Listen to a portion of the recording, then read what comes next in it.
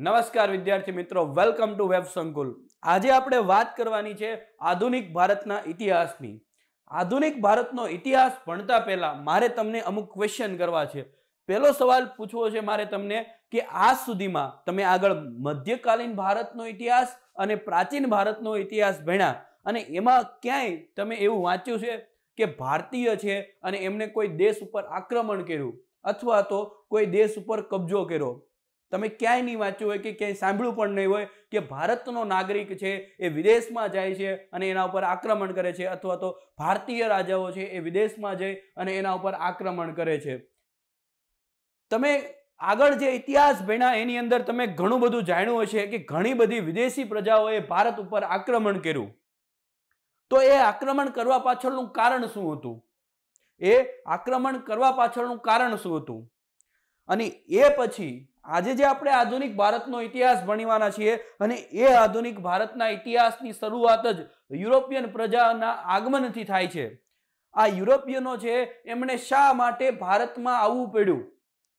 શરૂઆતમાં તો એ લોકો એવું કહે છે કે અમે વેપાર કરવા માટે આવ્યા છીએ અને ત્યાર પછી એ લોકો અહીંયા સત્તા સ્થાને પહોંચી ગયા। શા માટે સત્તા? એટલે કે એ લોકો પોતાના જે વેપાર કરવા માટે આવ્યા હતા એ વેપાર છોડીને શાસન કરવા લાગ્યા। તો આવા ઘણા બધા પ્રશ્નો છે અને એ બધા પ્રશ્નોનો આપણે ઉત્તર જોવાનો છે, એ બધા પ્રશ્નોના જવાબો આપણે મેળવવાના છે।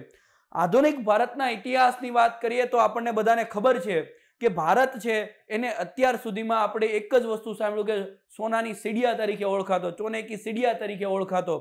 શું કામ? કે ભારત છે એમને વિદેશો પાસેથી કોઈ વસ્તુની જરૂર પડતી નહીં। અને એવું પણ કહેવાય કે જે યુરોપિયન પ્રજા ભારતમાં આવે છે અને એ પહેલા પણ એ પ્રજાનો ભારત સાથે વેપારના વ્યવસાય ચાલુ હતો, અથવા તો એના પહેલા પણ બીજા આરબ કન્ટ્રીના લોકો છે, અથવા તો ઈરાન ઈરાકના લોકો છે, અફઘાનિસ્તાનના લોકો છે, અને આ બધા લોકો પણ ભારતની અંદર વેપાર કરવા માટે આવતા હતા। અને એવું પણ તમે સાંભળ્યું હશે કે જે ભારત ઉપર આક્રમણો છે અને એમાં મોટા ભાગના લોકો છે એ મોટા ભાગના લોકોએ ભારત ઉપર લૂંટફાટ ચલાવી છે। એ કોઈ દિવસ એવું નહોતા વિચારતા કે સ્થાયી થવું છે। તમે આગળ ભારતનો ઇતિહાસ જે ભણ્યા એમાં સલ્તનત કાળના લોકો હોય કે પછી તમે એમાં અફઘાનો હોય તો આ અફઘાનો પણ ભારતમાં આવતા અને ભારતની અંદર માત્ર ને માત્ર લૂંટ કરવા માટે આવતા। એમને જે કાંઈ મળ્યું તે અહીંયાથી લૂંટીને જતા રહ્યા। પણ આ જે મધ્યકાલીનનો ઇતિહાસ ભણ્યા અને તમે માત્ર ને માત્ર મુઘલો છે એમને બાદ કરતા બાકી બધાએ પોતપોતાની રીતે લૂંટફાટ ચલાવી છે। જે મુઘલો હતા એ એવું માનતા કે અમે ભારત દેશમાં સ્થાયી થવા માંગીએ છીએ અને એ લોકો એ ભારતની અંદર સ્થાયી થયેલા અને એટલા માટે એમણે ઘણા બધા બાંધકામો કરાવ્યા અને ભારતની સંસ્કૃતિમાં કંઈક વધારો કર્યો છે। અને એ મુઘલોને બાદ કરતા બાકી બધા લોકો છે એ માત્ર ને માત્ર લૂંટફાટ કરવા માટે આવતા એવું કહી શકીએ આપણે। અંગ્રેજોને પણ આપણા ભારતની અંદર લૂંટફાટ કરવા માટે આવતું એવું આપણે કહી શકીએ। શું કામ? તે કારણ કે એ લોકો ક્યારેય એવું નહોતા વિચારતા કે આપણે ભારતની અંદર સ્થાયી થવું છે। તમે ક્યારેય સાંભળ્યું છે કે આજ સુધીમાં તમે બધાએ સાંભળ્યું હશે કે હવે આજે આપણે આપણા બાળકોને પણ અંગ્રેજી મીડિયમની અંદર બેસાડીએ છીએ। તમે આજ સુધીમાં કોઈ સાંભળ્યું છે કે 300 વર્ષ સુધી ભારત ઉપર એ લોકોએ રાજ કર્યું અને એ 300 વર્ષની અંદર એકમાંથી કોઈ જે વ્યક્તિ છે એ ગુજરાતી કે હિન્દી ભાષા શીખવો હોય કે સંસ્કૃત ભાષા શીખવો હોય, એક પણ અંગ્રેજ છે એ ભારતીય ભાષાને ફોલો નથી કરી। અમુક લોકોને બાદ કરતા બાકી બધા લોકો છે એમણે પોતાની મૂળ ભાષા એટલે કે અંગ્રેજી ભાષા છે પકડી રાખી। આ તો ભાષાની વાત થઈ। એમનું કલ્ચર છે કે એમની જે સંસ્કૃતિ છે એ પણ એમણે નથી છોડી। શું કામ? તો કે એ તો માત્ર અહીંયા ને માત્ર ભારતને લૂંટવા માટે આવેલા, એ માત્ર ને માત્ર વેપાર માટે આવેલા। આજે જે આપણે વાત કરવાની છે ભારતના આધુનિક ભારતના ઇતિહાસની, અને એ આધુનિક ભારતના ઇતિહાસની અંદર જ્યારે આપણે વાત કરશું કે જ્યારે કોન્સ્ટેન્ટિનોપોલનું પતન થાય છે અને ત્યાર પછી અંગ્રેજોને કેટલી મહેનત કરવી પડે છે, અંગ્રેજોને બાદ કરતા અંગ્રેજો હોય કે પછી યુરોપિયન પ્રજા બધી હોય એમણે કેટલી મહેનત કરવી પડે છે ભારત સાથે વેપાર કરવા માટે। શું કામ? ભારત અને એ એશિયા ખંડ એવો હતો કે ત્યાંથી એમને બધી વસ્તુ સસ્તા દરે અને સારી વસ્તુ મળી રહેતી અને એક પ્રકારનો એ વસ્તુ પ્રત્યે એમને લગાવ થઈ ગયેલો। અને જ્યારે કોન્સ્ટેન્ટિનોપોલનું પતન થાય છે અને ત્યાર પછી એમણે એક નવો જળમાર્ગ શોધવા માટે ઘણા બધા પ્રયત્નો કર્યા. આજે આપણે આધુનિક ભારતના ઇતિહાસની અંદર જોવાનું છે કે આજે આધુનિક ભારતના ઇતિહાસની શરૂઆત આપણે યુરોપિયન પ્રજાઓના આગમનથી કરશું કે સૌથી પહેલા કઈ યુરોપિયન પ્રજા આવી અને સૌથી છેલ્લે કઈ યુરોપિયન પ્રજા આવી. સૌથી ઓછો સમય સુધી ભારતની અંદર કઈ યુરોપિયન પ્રજાએ શાસન કર્યું, કઈ યુરોપિયન પ્રજા છે સૌથી વધુ સમય સુધી ભારતની અંદર શાસન કરે છે, અને આવી બધી બાબતોની વાત આજે આપણે આધુનિક ભારતના ઇતિહાસમાં કરવાની છે. હું ઇતિહાસની શરૂઆત એટલે કે આધુનિક ભારતના ઇતિહાસની શરૂઆત છે કોન્સ્ટેન્ટિનોપોલના પતનથી શરૂ કરીશ કે જ્યાંથી આ વિદેશી પ્રજા છે એ ભારતમાં આવવાની શરૂઆત કરે છે. તો જ્યારે વાત કરીએ તો કે ભારત અને યુરોપ વચ્ચે વેપાર જમીન માર્ગે અને જળ માર્ગે થતો, એટલે કે આ કોન્સ્ટેન્ટિનોપોલનું પતન થાય છે અને એ પહેલા પણ ભારત સાથે યુરોપિયન પ્રજાનો વેપાર હતો. ભારત અને સંપૂર્ણ એશિયા સાથે હતો, પણ એ જમીન માર્ગે થઈને આવતા એ કોન્સ્ટેન્ટિનોપોલ જે બંદર હતું અને ત્યાંથી આવતા પણ તુર્કો છે એના ઉપર આક્રમણ કરે છે કોન્સ્ટેન્ટિનોપોલ ઉપર, અને એ કોન્સ્ટેન્ટિનોપોલ બંદર છે એ પોતાના હકમાં લઈ લે છે અથવા તો પોતાના અંદરમાં લઈ લે છે. એમાં યુરોપિયન પ્રજાને વેપાર કરવાની પરવાનગી આપતા નથી અને આથી આ લોકોને એક નવો જળમાર્ગ શોધવાની જરૂર પડે છે અને એ જળમાર્ગ શોધવા માટે એમણે કરેલા પ્રયત્નોની વાત કરશું આપણે, અને સાથે સાથે કોણ છે એવો કે જેણે સૌપ્રથમ વખત ભારતમાં આવવા માટેનો જળમાર્ગ શોધી કાઢેલો. વાત કરીએ તો કેન્દ્ર સ્થાને છે તુર્કમેનિસ્તાનમાં આવેલું ઇસ્તંબુલ જે કોન્સ્ટેન્ટિનોપોલ તરીકે ઓળખાતું. આ હાલમાં આ બંદરનું નામ છે કયું તો કે ઇસ્તંબુલ છે એ હાલનું નામ છે.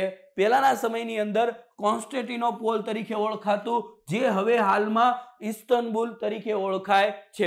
વાત કરીએ કે આ કોન્સ્ટેન્ટિનોપોલનું પતન થાય છે અને આથી એવું કહેવાય કે આ તુર્કો એ જે મુસ્લિમોએ કોન્સ્ટેન્ટિનોપોલ છે એ જીતી લીધું અને આથી 1453 આસપાસ યુરોપવાસીઓને કોન્સ્ટેન્ટિનોપોલ એટલે કે ઇસ્તંબુલ થઈ અને ભારત આવવાનો જે જળમાર્ગ હતો એ શું થઈ ગયો? બંધ થઈ ગયો. હવે આ જળમાર્ગ બંધ થઈ જાય છે અને આથી એમને એક નવા જળમાર્ગ શોધવાની જરૂર પડે છે, કારણ કે એમને એશિયા અને ભારત સાથે જો વેપાર કરવો હોય તો એમને એક જળમાર્ગની જરૂર હતી. એ એવું વિચારતા કે જો હવે આપણે જમીની માર્ગ શોધશું તો આપણે ઘણા દેશોમાંથી પસાર થવું પડશે અને ફરી પાછું કોઈ આક્રમણ કરશે અને ફરી પાછો આપણો રસ્તો બંધ થઈ જાય, અને એટલા માટે એ એવો માર્ગ શોધ કરવા માંગતા હતા કે જે કાયમ માટે એ ઉપયોગમાં લઈ શકે. આમાં માત્ર ને માત્ર અંગ્રેજો કે માત્ર ને માત્ર પોર્ટુગીઝો નહોતા સામેલ, આમાં સંપૂર્ણ યુરોપના દેશો છે સામેલ હતા કે જેથી કરી અને એ લોકો એક નવો જળમાર્ગ શોધી શકે અને આથી એ લોકો છે ભારત સાથે વેપાર કરી શકે અથવા તો એશિયા સાથે વેપાર કરી શકે. હવે કોન્સ્ટેન્ટિનોપોલનું પતન થઈ ગયું છે અને કોન્સ્ટેન્ટિનોપોલનું પતન થઈ જતા હવે પ્રયત્નો શરૂ થાય છે ભારતમાં આવવા માટેના જળમાર્ગ શોધવાના પ્રયત્નો. શું શરૂ થાય છે? ભારતમાં આવવા માટેના જળમાર્ગ શોધવાના પ્રયત્નો શરૂ થાય છે. સૌથી પહેલા પોર્ટુગલનો રાજા હતો પ્રિન્સ હેનરી, અને એમણે પોર્ટુગલના રાજા પ્રિન્સ હેનરી હતા અને એમણે આર્થિક મદદથી સાહસવીરોને નવા જળમાર્ગ શોધવા માટેની શું કર્યા તો કે પ્રયત્નો આદર્યા. તો કે ઘણા બધા લોકો, એમાં ખાસ કરીને પોર્ટુગલ રાજા હતો પ્રિન્સ હેનરી, અને એમણે ઘણા બધા સાહસવીરોને કીધું કે તમારે જેટલી રકમની જરૂર પડે, જેટલા પૈસા જોઈએ એટલા તમે લઈ જાઓ, તમે ભારતમાં જવા માટેનો એટલે કે એશિયા ખંડમાં જવા માટેનો એવો એક જળમાર્ગ શોધી કાઢો કે જેથી કરીને આપણે એશિયા અને ભારત સાથે વેપાર કરી શકીએ.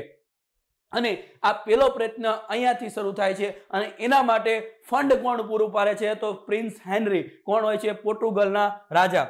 અને એના અંતર્ગત બાર્થોલોમ્યુ ડાઇઝે સૌ પ્રથમ કેપ ઓફ ગુડ હોપ નામની ભૂસીરની શોધ કરી. શેની શોધ કરી?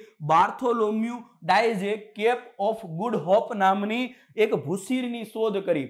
આ કેપ ઓફ ગુડ હોપ એટલે એનો શું થાય? એક નવી આશાનું કિરણ. આનું જો તમે ગુજરાતી કરો તો એનું કેપ ઓફ ગુડ હોપ નું મતલબ થાય નવી આશાની કિરણ, એટલે કે એ શોધ કરતા કરતા, નવા રસ્તાની શોધ કરતા કરતા એ કેપ ઓફ ગુડ હોપ ની શોધ કરે છે, નવી આશાનું કિરણ. રેડી? અને ત્યાર પછી અહીંયા આવીને એ અટકી જાય છે. એક નવી ભૂશીરની શોધ કરી. ક્યાં ભૂશીરની શોધ કરી, કેવી રીતના કરી, તો એમની જો વાત કરીએ આપણે તો હું તમને હમણાં મેપ ઉપર બતાવું છું કે કઈ રીતના એમણે આ નવી ભૂશીરની શોધ કરી. આ બધી વાત કરતા પહેલા આપણે આ ભૂશીર જોઈએ.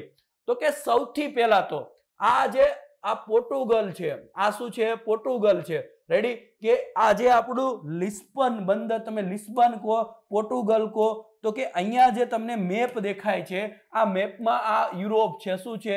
યુરોપ છે. અને આ હતું અહીંયા આવેલું છે કોન્સ્ટેન્ટિનોપોલ. શું આવેલું છે? એટલે કે ઇસ્તંબુલ, હાલમાં ઇસ્તંબુલ તરીકે ઓળખાય.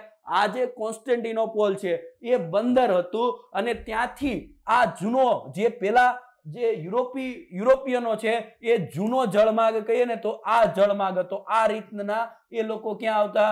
તો કે ભારતમાં આવતા. જો અહીંયા પેલા તો કે આ યુરોપ થી કે જે અલગ અલગ યુરોપના દેશો છે ત્યાંથી સૌથી પહેલા ક્યાં આવતા? તો કે અહીંયા કોન્સ્ટેન્ટિનોપોલ આવતા. ત્યાંથી એ ક્યાં આવતા? તો કે તુર્કમેનિસ્તાન. ત્યાંથી એ બગદાદ આવતા. બગદાદથી ઈરાન આવતા. અને ઈરાનથી એ ક્યાં? તો કે ભારતમાં અહીંયાથી જળમાર્ગે આવતા. આ જળમાર્ગે અહીંયા આપણું કાલિકટ બંદર છે ને ત્યાં પહોંચતા. રેડી? આ જૂનો જળમાર્ગ છે. જ્યારે કોન્સ્ટેન્ટિનોપોલનો પતન નહોતું થયું અને ત્યારે એ લોકો અહીંયાથી આ સ્થળ એટલે આ છે કોન્સ્ટેન્ટિનોપોલ, ત્યાંથી શરૂ કરીને બગદાદ, બગદાદથી ઈરાન, અને ઈરાનથી સીધા જળમાર્ગે ક્યાં આવતા? કાલિકટ બંદરે આવતા અને ભારત સાથે વેપાર કરતા. પણ હવે આ તુર્કો દ્વારા, એટલે કે ઇસ્લામ ધર્મના મુસ્લિમો દ્વારા આ જે બંદર છે એ જીતી લેવામાં આવ્યું અને યુરોપિયન પ્રજાને અહીંયાથી વેપાર કરવાની શું કરી દીધી? ના પાડી દીધી. અને ત્યાર પછી પોર્ટુગલ રાજા છે પ્રિન્સ હેનરી. પ્રિન્સ હેનરી છે, અને એ પ્રિન્સ હેનરીએ એક પૈસા આપવાની જાહેરાત કરી કે નવા સાહસવીરોને કીધું કે તમે જાઓ અને એક એવો જળમાર્ગ શોધો કે જે આપણને કાયમ માટે ઉપયોગી થાય. અને બાર્થોડોનો ડાયસ છે, એમણે પ્રથમ વખત શોધવાની કોશિશ કરી. એ અહીંયા લિસ્બન બંદરથી નીકળ્યો અને ત્યાંથી ધીમે ધીમે કરતા કરતા એ ક્યાં પહોંચ્યો? તો કે અહીંયા પહોંચ્યો. ક્યાં? અહીંયા. આ છે આપણું કયું? તો કે Cape of Good Hope. Cape of Good Hope. Cape of Good Hope. Ready? આ છે એક પ્રદેશ. અહીંયા એક એમણે પ્રદેશ શોધ્યો, અહીંયા સુધીનો જળમાર્ગ શોધ્યો, અને અહીંયા આવી અને એ થાકી ગયો અને આ સુધી પહોંચ્યો. એટલા માટે એને એક અહીંયા સુધીના જે રસ્તો શોધ્યો. ક્યાં આવવાનો? તો કે આ આફ્રિકા, મોઝામ્બિક, એટલે કે આફ્રિકા કહેવાય. અહીંયા આફ્રિકા આવેલું છે.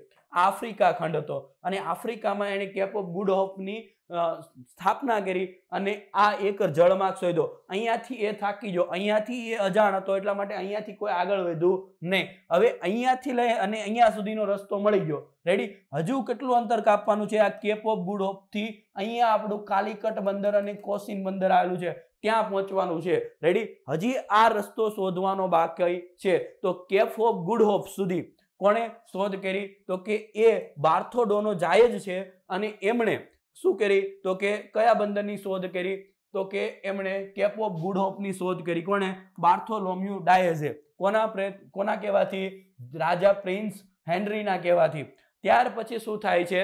તો કે ક્રિસ્ટોબર કોલમ્બસે, ક્રિસ્ટોબર કોલમ્બસે સ્પેનના રાજાની આર્થિક મદદથી એક નવો જળમાર્ગ શોધ્યો અને સાહસ યાત્રા આરંભી 1492માં.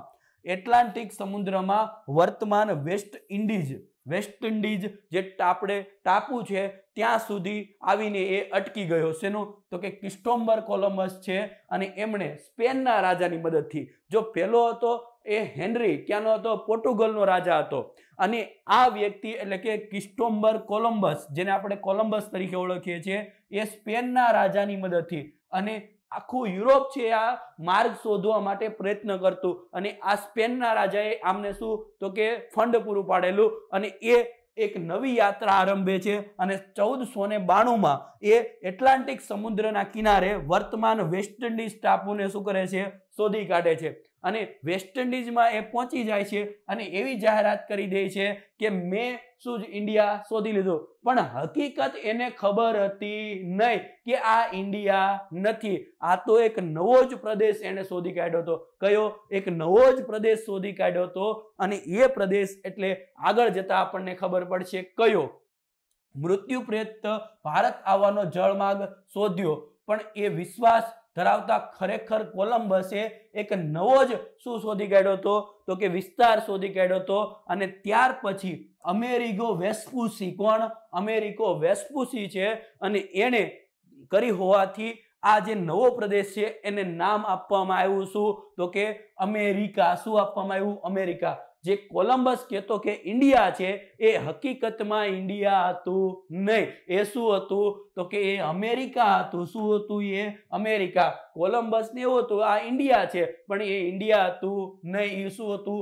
એ હતું અમેરિકા. આ સ્પષ્ટતા કોણે કરી હતી? અમેરિકો વેસ્પુસીએ કરી હતી. અને એટલા માટે અમેરિકાનું નામ છે એ કોના ઉપરથી પડે છે? અમેરિકો વેસ્પુસી ઉપરથી અમેરિકા નામ પડે છે. 1498માં પોર્ટુગીઝ નાવિક વાસ્કો દી ગામા એ ભારત આવવાનો નવો જળમાર્ગ શોધ કરી હતી. જો અહીંયા આ માર્ગ અહીંયા સુધી તો કોણ પહોંચી ગયો હતો?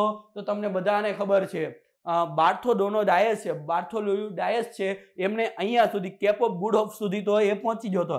ફરી પાછો વાસ્કો દી ગામા છે અહીંયા સુધી પહોંચી જાય, અને અહીંયા એમને એક હિન્દી ખલાસી મળી જાય છે, અને એ હિન્દી ખલાસી છે એમને ક્યાં લઈને આવે છે? ભારતના કાલિકટ બંદરે લઈને આવે છે. અને આમ વાસ્કો દી ગામા છે એક નવો પ્રદેશ એટલે કે જે ભારત આવવા માટેનો એક નવો જળમાર્ગ શોધી કાઢે છે. અને એટલા માટે વાસ્કો દી ગામાને શું કહીએ છીએ આપણે? તો કે ભારત આવવાનો જે જળમાર્ગ શોધ્યો કોણે? તો કે વાસ્કો દી ગામા નામના પોર્ટુગીઝ ખલાસીએ શોધ્યો. અહીંયા તમે જોવો છો આ વાસ્કો દી ગામાનો ફોટો છે. ઓકે, ત્યાર પછી ક્રિસ્ટોફર કોલંબસ ઇટાલીનો રહેવાસી હતો. એને 1492માં ભારત આવવા નીકળ્યો હતો, પણ હિન્દુસ્તાનનો શોધક મનાતો હતો. પરંતુ એમણે જ્યારે ખબર પડી કે એ મૃત્યુ પામ્યા પછી અમેરિકો વેસ્પુસી છે, એમણે જાહેરાત કરી કે આ હકીકતમાં શું છે? તો કે એક નવો પ્રદેશ છે, અને એના નામ ઉપરથી અમેરિકાના મૂળ વતનીઓ કે એમણે જે પ્રદેશ શોધ્યો હતો એને અમેરિકા નામ આપ્યું. અને એની આજુબાજુના જે વિસ્તાર છે એ જે રેડ ઇન્ડિયન તરીકે અને વેસ્ટ ઇન્ડિઝ તરીકે આપણે એને શું કરીએ છીએ? ઓળખીએ છીએ. કોણે? ક્રિસ્ટોફર કોલંબસે જે વિસ્તાર હતો એની આજુબાજુના વિસ્તારને વેસ્ટ ઇન્ડિઝ અને રેડ ઇન્ડિયન તરીકે આપણે ઓળખીએ છીએ. જો આ મેપની અંદર આપણે જોઈએ તો સૌથી પહેલા કે કોન્સ્ટેન્ટિનોપોલ અહીંયા હતું, પહેલાનો જળમાર્ગ છે એ આમ હતો. ત્યાર પછી નવો તો કે અહીંયા કેપ ઓફ ગુડ હોપ મોઝામ્બિયામાં આવેલું છે, અને ત્યાંથી ફરી પાછો એ એશિયા ખંડ એક ઇન્ડિયાની શોધ થાય છે. જે મેં તમને આગળ જે નકશો બતાવ્યો વધારે સમજ પડે. ભારતમાં યુરોપિયનનું આગમન. રેડી? હવે કોણે? વાસ્કો દી ગામાએ એ ઇન્ડિયન એક વ્યક્તિના સપોર્ટથી એ બધું આગળ આવશે, પણ હું ટૂંકમાં તમને કહું તો કે વાસ્કો દી ગામાએ શું શોધી કાઢ્યું? તો કે ભારતમાં આવવાનો રસ્તો શોધી કાઢ્યો. રેડી? અને એટલા માટે સૌથી પહેલા ભારતમાં કઈ યુરોપિયન પ્રજા આવી એનો ક્રમ ઘણી બધી વખત પૂછાય છે, તો તમારે આમ યાદ રાખવાનું છે: PDEF. સૌથી પહેલા પોર્ટુગીઝો, પછી ડચ છે, પછી ડેનિશ છે, પછી અંગ્રેજો છે અને ફ્રેન્ચ છે. પણ આ ડેનિશો છે એ કોઈ બહુ વધારે પ્રમાણમાં આવ્યા નહોતા, અથવા તો બહુ ટૂંકા સમય પ્રમાણે, એટલે આપણી ગણના કરતા નથી. સૌથી પહેલા પોર્ટુગીઝો, પછી ડચ છે, પછી અંગ્રેજી છે અને પછી ફ્રેન્ચો. સૌથી છેલ્લે આવનાર હોય તો એ કોણ છે? ફ્રેન્ચો છે. સૌથી પહેલા કોઈ આવ્યા હોય તો એ કોણ છે? પોર્ટુગીઝો છે. કોણ છે? પોર્ટુગીઝો છે. ઓકે, કયો ક્રમ યાદ રાખવાનો? PDEF. પહેલા પોર્ટુગીઝ, પછી ડચ, પછી ડેનિશ, પછી અંગ્રેજ અને પછી ફ્રેન્ચ.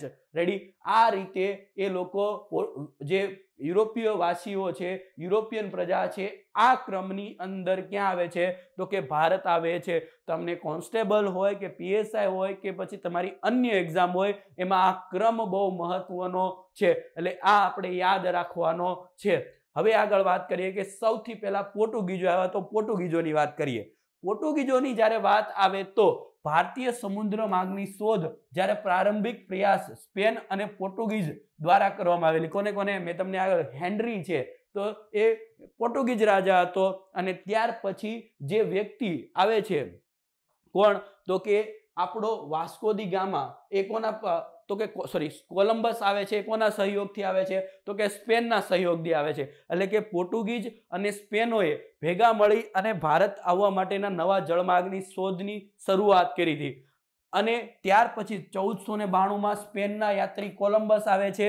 ત્યાર પછી એક નવો પ્રદેશ શોધે છે જેને આપણે અમેરિકા તરીકે ઓળખી કાઢ્યું. 1986 પોર્ટુગીઝ નાવિક બાર્થોડોયો ડાયઝ અને એક કેપ ઓફ ગુડ હોપ ત્યાં સુધીનો જળમાર્ગની શોધ કરી. એક નવી આશાનું કિરણ. આનો મતલબ થાય એક નવી આશાનું કિરણ.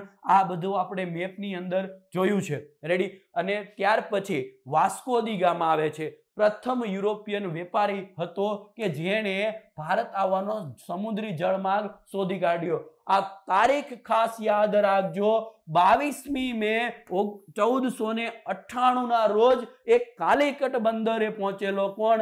ભારત આવવાનો જળમાર્ગ શોધનાર કોઈ વ્યક્તિ હોય તો એ તો વાસ્કો દી ગામા. એમણે 22મી મે 1498 રોજ ભારતના કાલિકટ બંદર ઉપર એમણે શું? તો કે પગ મૂક્યો હતો. એટલે કે સૌ પ્રથમ એ ભારતના કાલિકટ બંદરે આવે છે. ત્યાર પછી વાત કરીએ તો કે એમને જે પેલો બાર્થોડોમો ડાયઝ હતો એમણે ક્યાં સુધીનો? કેપ ઓફ ગુડ હોપ સુધીનો રસ્તો તો શોધી કાઢેલો. હવે એમને ત્યાંથી અબ્દુલ મણિક અથવા તો મોહમ્મદ ઇબ્ન મસ્જિદ નામના ગુજરાતી પથદર્શક એટલે કે ખલાસીઓ એમને મળી જાય છે. કોણ કોણ? તો કે અબ્દુલ મણિક અને બીજો કોણ? મોહમ્મદ ઇબ્ન મસ્જિદ. આ બે વ્યક્તિઓ એમને મળી જાય છે અને એ બે વ્યક્તિઓની મદદથી એ ભારતના કાલિકટ બંદર સુધી આવે છે અને એ ભારત સુધી આવવાનો જળમાર્ગ શોધી કાઢવામાં સફળ થાય છે. વિચારો કે જો વાસ્કો દી ગામાને ભારત આવવાનો જળમાર્ગ ના મળ્યો હોત અથવા તો એમને આ બે વ્યક્તિ ના મળ્યો હોત તો ભારતનો ઇતિહાસ શું હોત? રેડી? આ એક ટર્નિંગ પોઈન્ટની ઘટના છે અને અહીંયાથી આ યુરોપિયન પ્રજાઓ છે એ બહોળી સંખ્યામાં ભારતમાં આવવાની શું કરે છે? કોશિશ કરે છે. આગળ વાત કરીએ તો કે આ મોહમ્મદ ઇબ્ન મસ્જિદ અને અબ્દુલ મલિક છે તેઓ એ ભારતમાં લઈ અને કોને આવે છે? વાસ્કો દી ગામાને. અને આમ પોર્ટુગીઝ પ્રજા છે એ ભારતમાં આવવાની શરૂઆત છે. એ જ્યારે ભારતમાં આવે છે ત્યારે ભારતની અંદર કયો રાજા હતો? તો કે જામોરીન નામનો રાજા હતો. એટલે કે જે કાલિકટ બંદરે આવે છે ને ત્યાં જામોરીન નામનો રાજા હતો. એ શાસન કરતો હતો અને પોર્ટુગીઝ સમુદ્રી સામ્રાજ્યને મુસ્તાદો ધ ઇન્ડિયા, પોર્ટુગીઝ સમુદ્રી જે એનું સામ્રાજ્ય હતું એને મુસ્તાદો ધ ઇન્ડિયા કહેવામાં આવે છે. શું કહેવામાં આવે છે? મુસ્તાદો ધ ઇન્ડિયા તરીકે ઓળખવામાં આવે છે. ત્યાર પછી વાત કરીએ કે પોર્ટુગીઝો ભારતમાં પ્રથમ ગવર્નર. પોર્ટુગીઝો છે એનો ભારતમાં હવે જળમાર્ગ શોધી લીધો. એમણે ભારતની અંદર કોઠીઓ સ્થાપવા માંડ્યા છે અને એ પ્રમાણે ભારતની અંદર એમનો પેલો જો તમને પૂછે ગવર્નર તો કોણ આવશે? ફ્રાન્સિસ્કો દ અલ્મેડા. ફ્રાન્સિસ્કો દ અલ્મેડા એ એમનો પ્રથમ ગવર્નર હતો. પોર્ટુગીઝ પ્રથમ ગવર્નર તમને પૂછે તો ફ્રાન્સિસ્કો દ અલ્મેડા નામનો વ્યક્તિ હતો જે ક્યારથી ક્યાં સુધી 1505 થી 1509 સુધી એ ભારતની અંદર ગવર્નર તરીકે કાર્ય કરે છે. 1509 અલ્ફાસો ધ અલ્બુકર્ક, ફરીથી અલ્ફાસો ધ અલ્બુકર્ક નામનો વ્યક્તિ ભારતમાં પોર્ટુગીઝ ગવર્નર બને છે. જો બે વસ્તુ ખાસ સામાન્ય યાદ રાખજો તો કે પેલો ગવર્નર કોણ? તો ફ્રાન્સિસ્કો દ અલ્મેડા. અને બીજો કોણ આવશે? તો કે 1509 કોણ બને છે? તો અલ્ફાસો દ અલ્બુકર્ક નામનો વ્યક્તિ છે એ બીજો ગવર્નર બને છે. અલ્બુકર્ક એ 1510 બીજાપુરના યુસુફ આદિલ શાહ થી ગોવાને જીતી લીધું. એટલે કે 1510 ગોવા કોણે જીત્યું? તો યુસુફ આદિલ શાહ પાસેથી આ વ્યક્તિ અલ્બુકર્કે બીજો જે ગવર્નર હતો એમણે 1510 ભારતના રાજા હતા યુસુફ આદિલ શાહ, અને એ યુસુફ આદિલ શાહ પાસેથી એમણે ગોવા જીતી લીધું. એટલે કે આ વ્યક્તિ છે એમણે પહેલું જ આપણું કોઈ સ્થળ જીતવું હોય તો એ કયું હતું? ગોવા. કયું? તો કે ગોવા. કોની પાસેથી? યુસુફ આદિલ શાહ પાસેથી 1510 જીતેલું. કોણે? તો કે અલ્ફાસો ધ અલ્બુકર્ક નામનો જે બીજો ગવર્નર હતો એને. ત્યાર પછી પોર્ટુગીઝ ગવર્નર નન્હા દ કુન્હા, જેમણે 1529 થી 1538 સુધી એમણે ભારતમાં ગવર્નર તરીકે કામ કર્યું, અને એમણે ઈસવીસન 1530 થી 1534 નાનાડી કુન્હાએ ગુજરાતના શાસક બહાદુર શાહથી દીવ અને બેસીન પ્રાપ્ત કર્યું. એટલે કે ગુજરાતનો જે બહાદુર શાહ હતો અને એમની પાસેથી દીવ અને બેસીન કોણે જીત્યા? તો નન્હાદ કુન્હાએ. કોણે? નન્હાદ કુન્હા છે એમણે આ બધા પોર્ટુગીઝો છે. કોણ છે? પોર્ટુગીઝો છે. પેલો કોણે? અલ્બુકર્કે. કયું? તો કે એમણે પહેલા ગોવા જીત્યું 1510 પછી 1500 થી 1530 થી લઈને 1534 નાનાડી કુન્હાએ ગુજરાતના જે શાસક હતો બહાદુર શાહ અને એમની પાસેથી દીવ અને બેસીન જીતેલું. એટલે કે પહેલા ગોવા, પછી દીવ અને બેસીન. રેડી? ત્યાર પછી પોર્ટુગીઝ ગવર્નર અલ્ફાસો ડિસોઝાની સાથે ખ્રિસ્તી પાદરી ફ્રાન્સિસ્કો ઝેવિયર ભારતમાં આવ્યા હતા.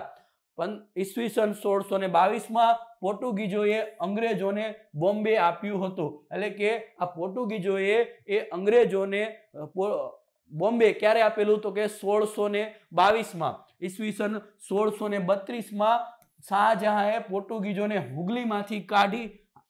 હુગલીમાંથી હાંકી કાઢ્યો હતો. 1632 શાહજહાં જે મુઘલ બાદશાહ હતો, અને એ મુઘલ બાદશાહે પોર્ટુગીઝોને હુગલીમાંથી શું કરી મૂક્યા હતા? કાઢી મૂક્યા હતા. ઓકે. પોર્ટુગીઝોએ પોતાની પ્રથમ વેપારી કોઠી કોચીન ખાતે સ્થાપેલી. ક્યાં સ્થાપેલી?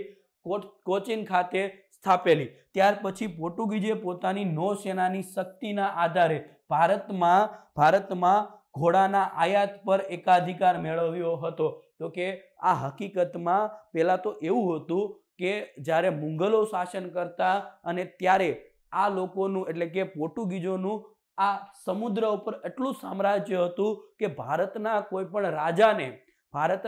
પણ રાજાને જો દરિયાઈ મારફતે કોઈ વસ્તુ જો મોકલવી હોય તો એમણે પોર્ટુગીઝોની પરમિશન લેવી પડતી. આ એટલું સામ્રાજ્ય એનું હતું, અને એ સામ્રાજ્યને કારણે એ લોકો ભારતમાં ઘોડાના આયાત માટેનો એકાધિકાર એમને જમાવ્યો હતો.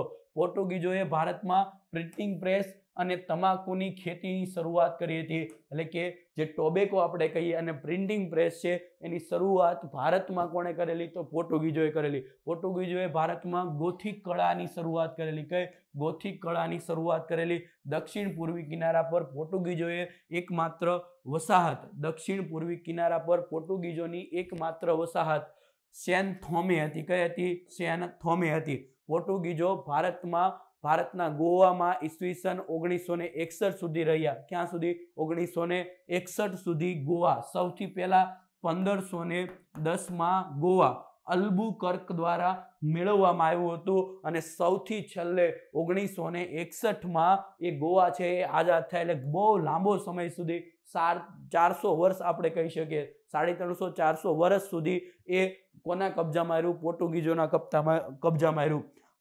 અલ્બુકર્ક એ ભારતમાં પોર્ટુગીઝ કંપનીના આધારને વ્યાપક બનાવવા માટે પોર્ટુગીઝ પુરુષોને ભારતીય મહિલાઓ સાથે લગ્ન કરાવવા માટે પ્રેરિત કરતો. આ વ્યક્તિએ કેવી કૂટનીતિ કહેવાય, આને શું કહેવાય? અલ્બુકર્કે કેવી કૂટનીતિ અપનાવી કે એ વ્યક્તિ છે એ જે પોર્ટુગીઝ પુરુષો છે એમને ભારતીય સ્ત્રીઓ સાથે લગ્ન કરાવતો, જેથી કરી અને ભારત ઉપર એ યુરોપિયન પ્રજા એટલે કે પોર્ટુગલ પ્રજા કોનું? તો કે પોર્ટુગીઝોનું વર્ચસ્વ ભારત ઉપર વધારી શકાય. ઓકે. પોર્ટુગીઝોએ પ્રથમ વખત ઈસવીસન 1502 કાર્ટેજ વ્યવસ્થા પરમિટ અમલમાં મૂકી અને હિન્દ મહાસાગરમાં સામૂહિક વેપાર પર પ્રભુત્વ જમાવવા માટે પોર્ટુગીઝોએ પોતાની વ્યવસ્થા અમલમાં મૂકી હતી. મેં તમને કીધું ને કે એમની સમુદ્ર ઉપર સારામાં સારી વ્યવસ્થા હતી. આ કાર્ટેજ વ્યવસ્થા એટલે શું? તો કે જો તમારે સમુદ્રની અંદર કોઈ પણ વસ્તુ એક દેશથી બીજા દેશમાં મોકલવી છે તો એના માટે કર તમારે કોને આપવો પડે? તો કે આ વ્યક્તિને એટલે કે પોર્ટુગીઝોને આપવા પડે. આપણો જે જહાંગીર હતો ને, એ જહાંગીરે પણ આ કાર્ટેજ વ્યવસ્થા અંતર્ગત એમણે એના માટે કર ભરેલો. ઓકે, ત્યાર પછી વાત કરીએ તો કે પોર્ટુગીઝોના સમયમાં ભારતનો જાપાનથી વેપારી સંપર્ક સ્થાપિત થયો હતો. એટલે કે પોર્ટુગીઝોના સમયથી જ ભારતનો જાપાન સાથે વેપારી સંબંધ સ્થાપિત થયો હતો. ઓકે, ત્યાર પછી આવે છે ડચ. મેં તમને કીધું ને પહેલા પી એટલે પોર્ટુગીઝ, પછી ડી એટલે કોણ આવશે? ડચ. આ ડચની જો વાત કરવામાં આવે કે પોર્ટુગીઝો પછી ભારતમાં કોણ આવ્યા? ડચ લોકો આવ્યા. ભારતમાં આવનાર પ્રથમ ડચ યાત્રી કાર્નેલિયન. કોણ હતો? કાર્નેલિયન હાઉટમેન હતો 1596 ડચ સંસદે એક આદેશ દ્વારા માર્ચ 1602 ડચ ઈસ્ટ ઇન્ડિયા કંપનીની શું કરેલી? સ્થાપના કરેલી. 16મી સદીના ઉત્તરાર્ધમાં હોલેન્ડ એટલે કે હાલનું નેધરલેન્ડ છે એના લોકોને આપણે ડચ લોકો તરીકે, આને આપણે ડચ પણ કહીએ છીએ, વલંદાઓ પણ કહીએ છીએ. આને આપણે હોલેન્ડના મૂળ ક્યાંના નિવાસી હતા? હોલેન્ડના, જે હાલમાં નેધરલેન્ડ તરીકે ઓળખાય છે. આ ડચ લોકો. રેડી? આ ડચ છે એ 1605 ભારતમાં પોતાની પ્રથમ વેપારી કોઠી સ્થાપે છે. ક્યાં? મછલીપટ્ટનમમાં. પેલી જે પોર્ટુગીઝો છે કોચીનમાં સ્થાપે છે. અને આ ડચ લોકો છે એ પોતાની પેલી વેપારી કોઠી ક્યાં સ્થાપે છે?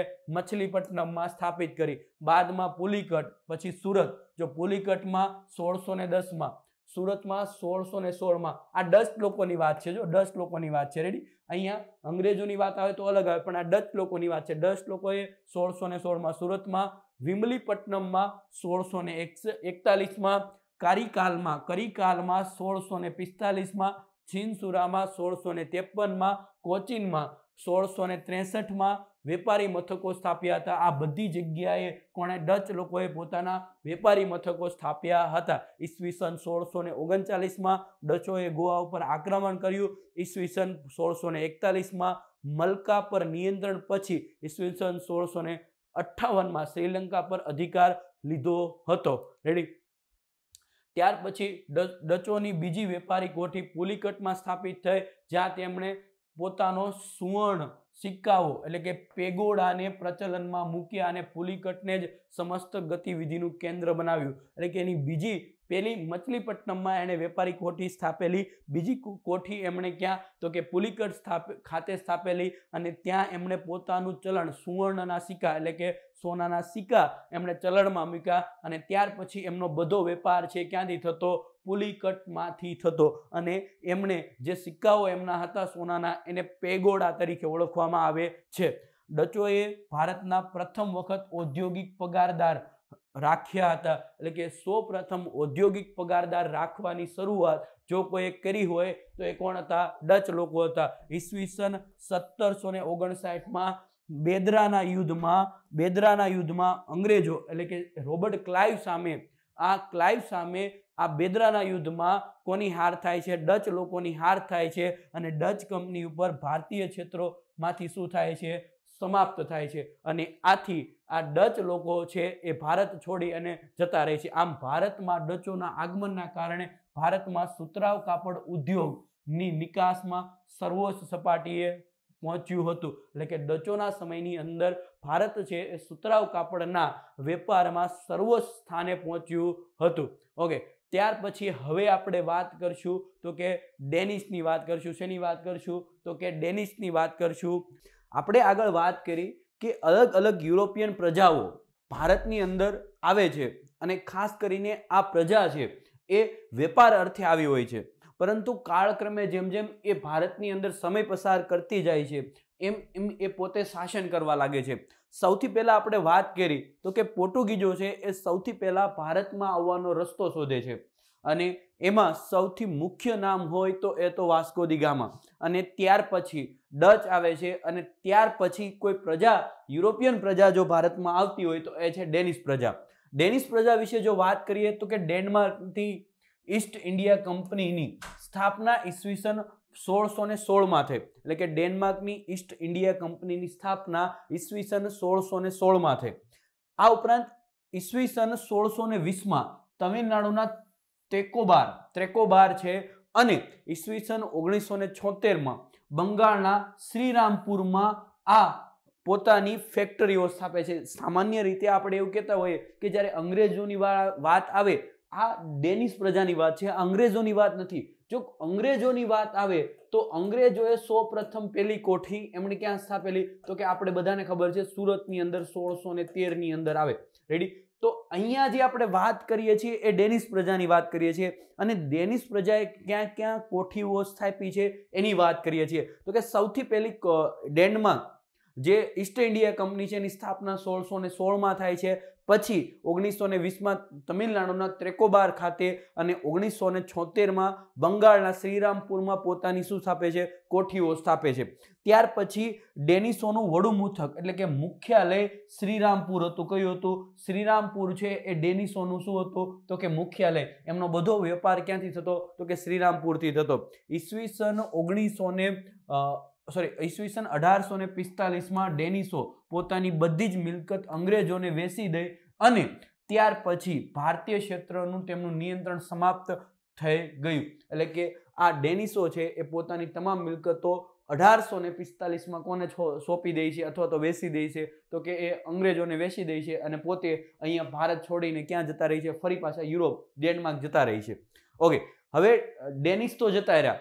સૌથી પહેલા આપણે એક કી યાદ રખાવી હતી મેં તમને, તો કે સૌથી પહેલા પી યાદ રાખવાનો, એટલે પોર્ટુગીઝો. રેડી? તો પોર્ટુગીઝોની આપણે વાત કરી. ત્યાર પછી વાત કરી આપણે કોની? તો કે આપણે વાત કરી પી ડી ઉપરથી બે પ્રજા લીધી. એક આપણે લીધી ડચ, જેને આપણે વલંદાઓ કહીએ છીએ, ફિરંગીઓ કહીએ છીએ. ત્યાર પછી આપણે ડી ની અંદર પાછી બીજી એક પ્રજા લીધી, કઈ? તો કે ડેનિશ. રેડી? ડેનમાર્કના ડેનિશ. અને એના પછી આવે છે પી ડી, અને ઈ પછી ઈ આવે છે, અને ઈ એટલે અંગ્રેજો થાય છે. કોણ થાય છે? અંગ્રેજો થાય છે. પણ અંગ્રેજો છે એનું શાસન ખૂબ લાંબુ હતું, અને ભારતમાં સૌથી વધારે લાંબુ શાસન જો કોઈ કર્યું હોય, કોઈ પ્રજા સૌથી વધારે લાંબો સમય સુધી ભારતમાં રહી હોય તો એ અંગ્રેજો હતા. અંગ્રેજોની વાત આપણે ડીપમાં કરવાની છે, એટલે આપણે અંગ્રેજોને થોડી વાર સાઈડમાં કરી અને ફ્રેન્ચોની વાત કરીએ. એફ એટલે શું થાય? ફ્રેન્ચો. રેડી? તો એ ફ્રેન્ચોની આપણે વાત કરવાની છે. એટલે કે આ ફ્રાન્સીસી મૂળ ફ્રાન્સથી આવેલા. ક્યાંથી? યુરોપમાં ફ્રાન્સથી. ક્યારે? તો કે લુઈ 14ના સમયમાં ફ્રેન્ચ ઈસ્ટ ઇન્ડિયા કંપનીની શું થાય છે? સ્થાપના 1664 ની અંદર ભારતમાં. ફ્રેન્ચ ઈસ્ટ ઇન્ડિયા કંપનીની સ્થાપના 1664 ની અંદર લુઈ 14ના સમયમાં થાય છે. ઔરંગઝેબથી ફરમાન પ્રાપ્ત કરી અને ઈસવીસન 1668 સુરતમાં અને ભારતમાં પહેલી કોઠી ફ્રાન્સીસીઓએ પ્રથમ વેપારી કોઠી ફેકો-કેરો ના દ્વારા સ્થાપિત કરવામાં હતી. હવે જો અહીંયા કેટલા સવાલો બને. સૌથી પહેલો સવાલ કે આ ફ્રેન્ચો છે, આ ફ્રેન્ચોએ કોની પાસેથી પરવાનો મેળવ્યો કોઠી સ્થાપનાનો? તો કે સૌથી પહેલા આ ફ્રેન્ચોએ કોની પાસેથી પરવાનો મેળવ્યો કોઠી સ્થાપવાનો? તો એ કોણ આવશે? તો કે ઔરંગઝેબ આવશે. કોણ આવશે? ઔરંગઝેબ છે, જે મુગલ બાદશાહ ઔરંગઝેબ હતો અને શાહજહાંનો પુત્ર હતો, એ ઔરંગઝેબ પાસેથી શું મેળવે છે? પરવાનો મેળવે છે, અને એ કોઠી સ્થાપે છે. ક્યારે સ્થાપે છે? તો કે એ 1668 કોઠી સ્થાપે છે. રેડી? અને ત્યારે એ એમનો ગવર્નર એટલે કે એમનો વાઇસરોય તમે કહો કે ગવર્નર કોણ હતો? તો કે ફેકો-કેરો હતો. કોણ હતો? ફેકો-કેરો. અને એમના દ્વારા કોઠી સ્થાપવામાં આવી. ત્યાર પછી 1674 ફ્રાન્સિસ માર્ટિન એ પોંડુચેરીની સ્થાપના કરી. એટલે કે ત્યાર પછી ફ્રાન્સિસ માર્ટિન આવે છે, અને કેની સ્થાપના કરે છે? તો કે પોંડુચેરીની શું કરે છે? તો કે સ્થાપના કરે છે. ઓકે, ત્યાર પછી વાત કરીએ તો કે ઈસવીસન 1742 ડુપ્લે ભારતનો ફ્રેન્ચ ગવર્નર બને છે. કોણ બને છે? ડુપ્લે ભારતનો ફ્રેન્ચ ગવર્નર બને છે. અંગ્રેજો અને ફ્રાન્સીસીઓ એટલે કે ફ્રેન્ચો વચ્ચે કર્ણાટકના 3 યુદ્ધો થાય છે. કેટલા યુદ્ધો થાય છે? ફ્રેન્ચો અને બીજા કોના વચ્ચે તો કે અંગ્રેજો વચ્ચે કેટલા યુદ્ધો થાય છે તો કે 3 યુદ્ધો થાય છે. કેના તો કે કર્ણાટકના 3 યુદ્ધો થાય છે અને એમાં મોટા ભાગે અંગ્રેજો છે એ વિજય બને છે. કોણ બને છે? અંગ્રેજો છે એ વિજય બને છે. 1760 અંગ્રેજ સેના એટલે કે સર આયરકુટ ના નેતૃત્વમાં વાડીવાસીનું યુદ્ધ થાય છે. કયું યુદ્ધ થાય છે? વાડીવાસીનું યુદ્ધ થાય છે અને એમાં ફ્રાન્સિસીઓ એટલે કે ફ્રેન્ચો છે એ શું થાય છે? પરાજિત થાય છે.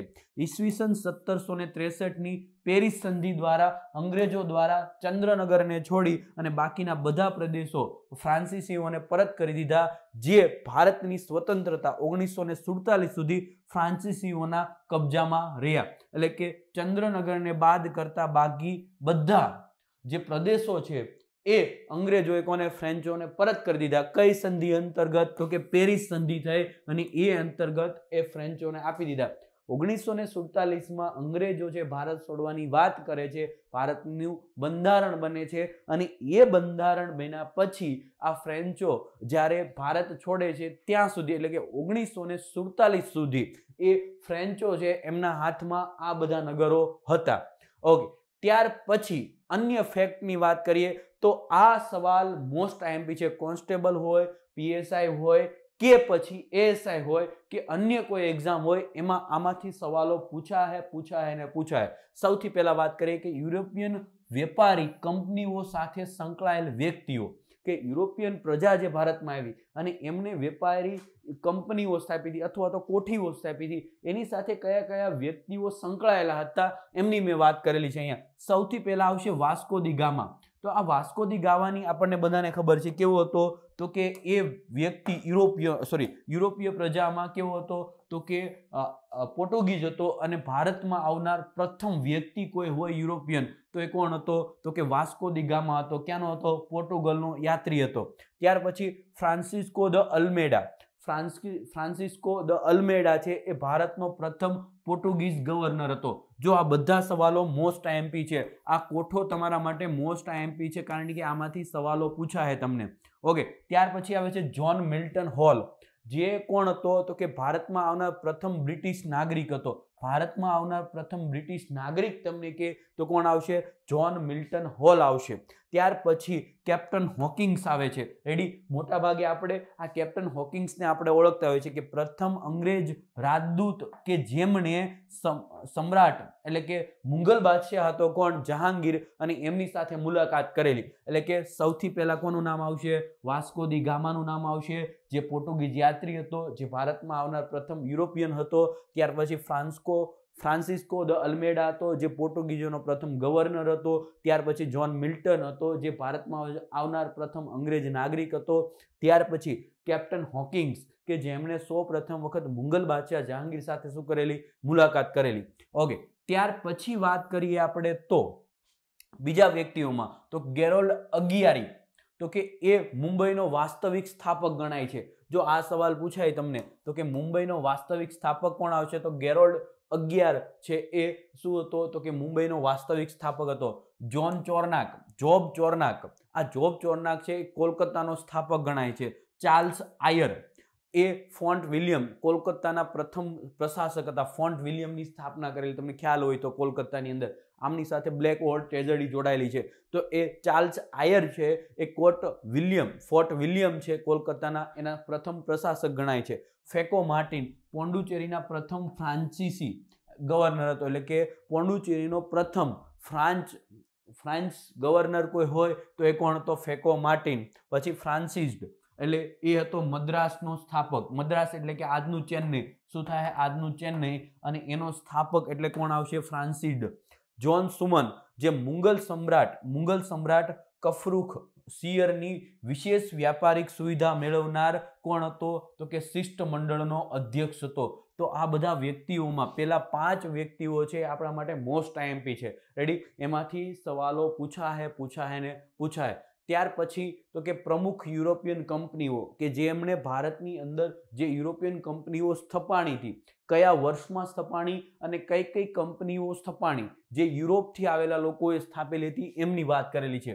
તો કે 1498માં પોર્ટુગીઝ ઈસ્ટ ઇન્ડિયા કંપનીની સૌથી પહેલા કોઈ પ્રજાએ પોતાની કંપની સ્થાપી હોય તો એ હતી પોર્ટુગીઝ. કઈ હતી? પોર્ટુગીઝ કંપની હતી અને એ હતી Portuguese East India company. Ready? 1498માં સ્થપાણી. 1600ની અંદર એવું કહેવાય કે ઈસ્ટ ઇન્ડિયા કંપની, ત્યાર પછી 1602માં ડચ ઈસ્ટ ઇન્ડિયા કંપની, ત્યાર પછી 1616માં ડેનિશ ઈસ્ટ ઇન્ડિયા કંપની, 1664માં ફ્રાન્સીસી ઈસ્ટ ઇન્ડિયા કંપની અને 1731માં સ્વીડિશ ઈસ્ટ ઇન્ડિયા કંપની. એટલે કે આટલા દેશો, યુરોપના આટલા દેશો છે એમણે ભારતની અંદર કંપની સ્થાપી છે. વર્ષ તમે યાદ નહીં રાખો તો ચાલશે, વર્ષ તમે યાદ નહીં રાખો તો ચાલશે, પરંતુ તમારે આ બધી વસ્તુ યાદ રાખવી પડશે. આ ક્રમમાં તમારે યાદ રાખવી પડશે કે કયા પછી કઈ કંપની સ્થપાયેલી. રેડી? એનું કારણ છે કે કંપનીનો ક્રમ પૂછી શકે. સૌથી પહેલા કઈ કંપની? તો પોર્ટુગીઝ ઈસ્ટ ઇન્ડિયા કંપની હતી, ત્યાર પછી અંગ્રેજ ઈસ્ટ ઇન્ડિયા કંપની હતી. આમાં વર્ષમાં થોડો ડિફરન્ટ આવશે.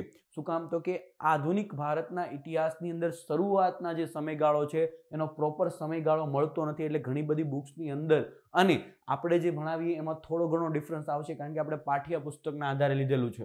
ઓકે, ત્યાર પછી આપણે આગળ વાત કરીએ તો કે યુરોપિયન પ્રજાના ભારતમાં આગમન અને નિર્ગમન, એટલે કે ક્યારે આવ્યા ને ક્યારે ગયા. તો કે ભારતમાં આવવાનો ક્રમ જોઈએ તો કે સૌથી પહેલા આવે છે પોર્ટુગીઝો. કોણ આવે છે? પોર્ટુગીઝો આવે છે. ક્યારે? 1498માં. કેટલા વર્ષ રહ્યા? 463 વર્ષ સુધી એમણે ભારતની અંદર શાસન કર્યું. જો કેટલા વર્ષ? 500 વર્ષ, ઓછામાં ઓછા 500 વર્ષ પોર્ટુગીઝો ભારતની અંદર શાસન કર્યું. ઓકે, ત્યાર પછી આવશે ડચ, જે મૂળ ક્યાંના હતા? તો કે હોલેન્ડના હતા, જેને આપણે વલંદાઓ કહેતા, ફિરંગીઓ કહેતા, જે 1596માં આવે છે અને 163 વર્ષ સુધી એ શાસન કરે છે. પછી આવે છે અંગ્રેજો. રેડી? અંગ્રેજો 1599માં આવે છે અને 350 વર્ષ સુધી ભારત ઉપર શાસન કરે છે. અને આ આટલી જે પ્રજાઓ આવે એમાં સૌથી મોટું સામ્રાજ્ય કોઈ જો ઊભું કર્યું હોય તો એ કોણ હતા? તો કે એ મોટું સામ્રાજ્ય ઊભું કરનાર અંગ્રેજો હતા. 1599 આવે છે, 99માં આવે છે ને 350 વર્ષ સુધી ભારત ઉપર એ રાજ કરે છે. ત્યાર પછી ડેનિશ એટલે કે ડેનમાર્કના લોકો આવે છે 1616માં. રેડી? 229 વર્ષ સુધી શાસન કરે છે. પછી આવે છે ફ્રેન્ચો, 1664ની અંદર આવે છે અને 99 વર્ષ સુધી ભારતની અંદર શું કરે છે? તો કે પોતે શાસન કરે છે. રેડી? આમ ઘણી બધી યુરોપિયન પ્રજાઓ ભારતમાં આવેલી.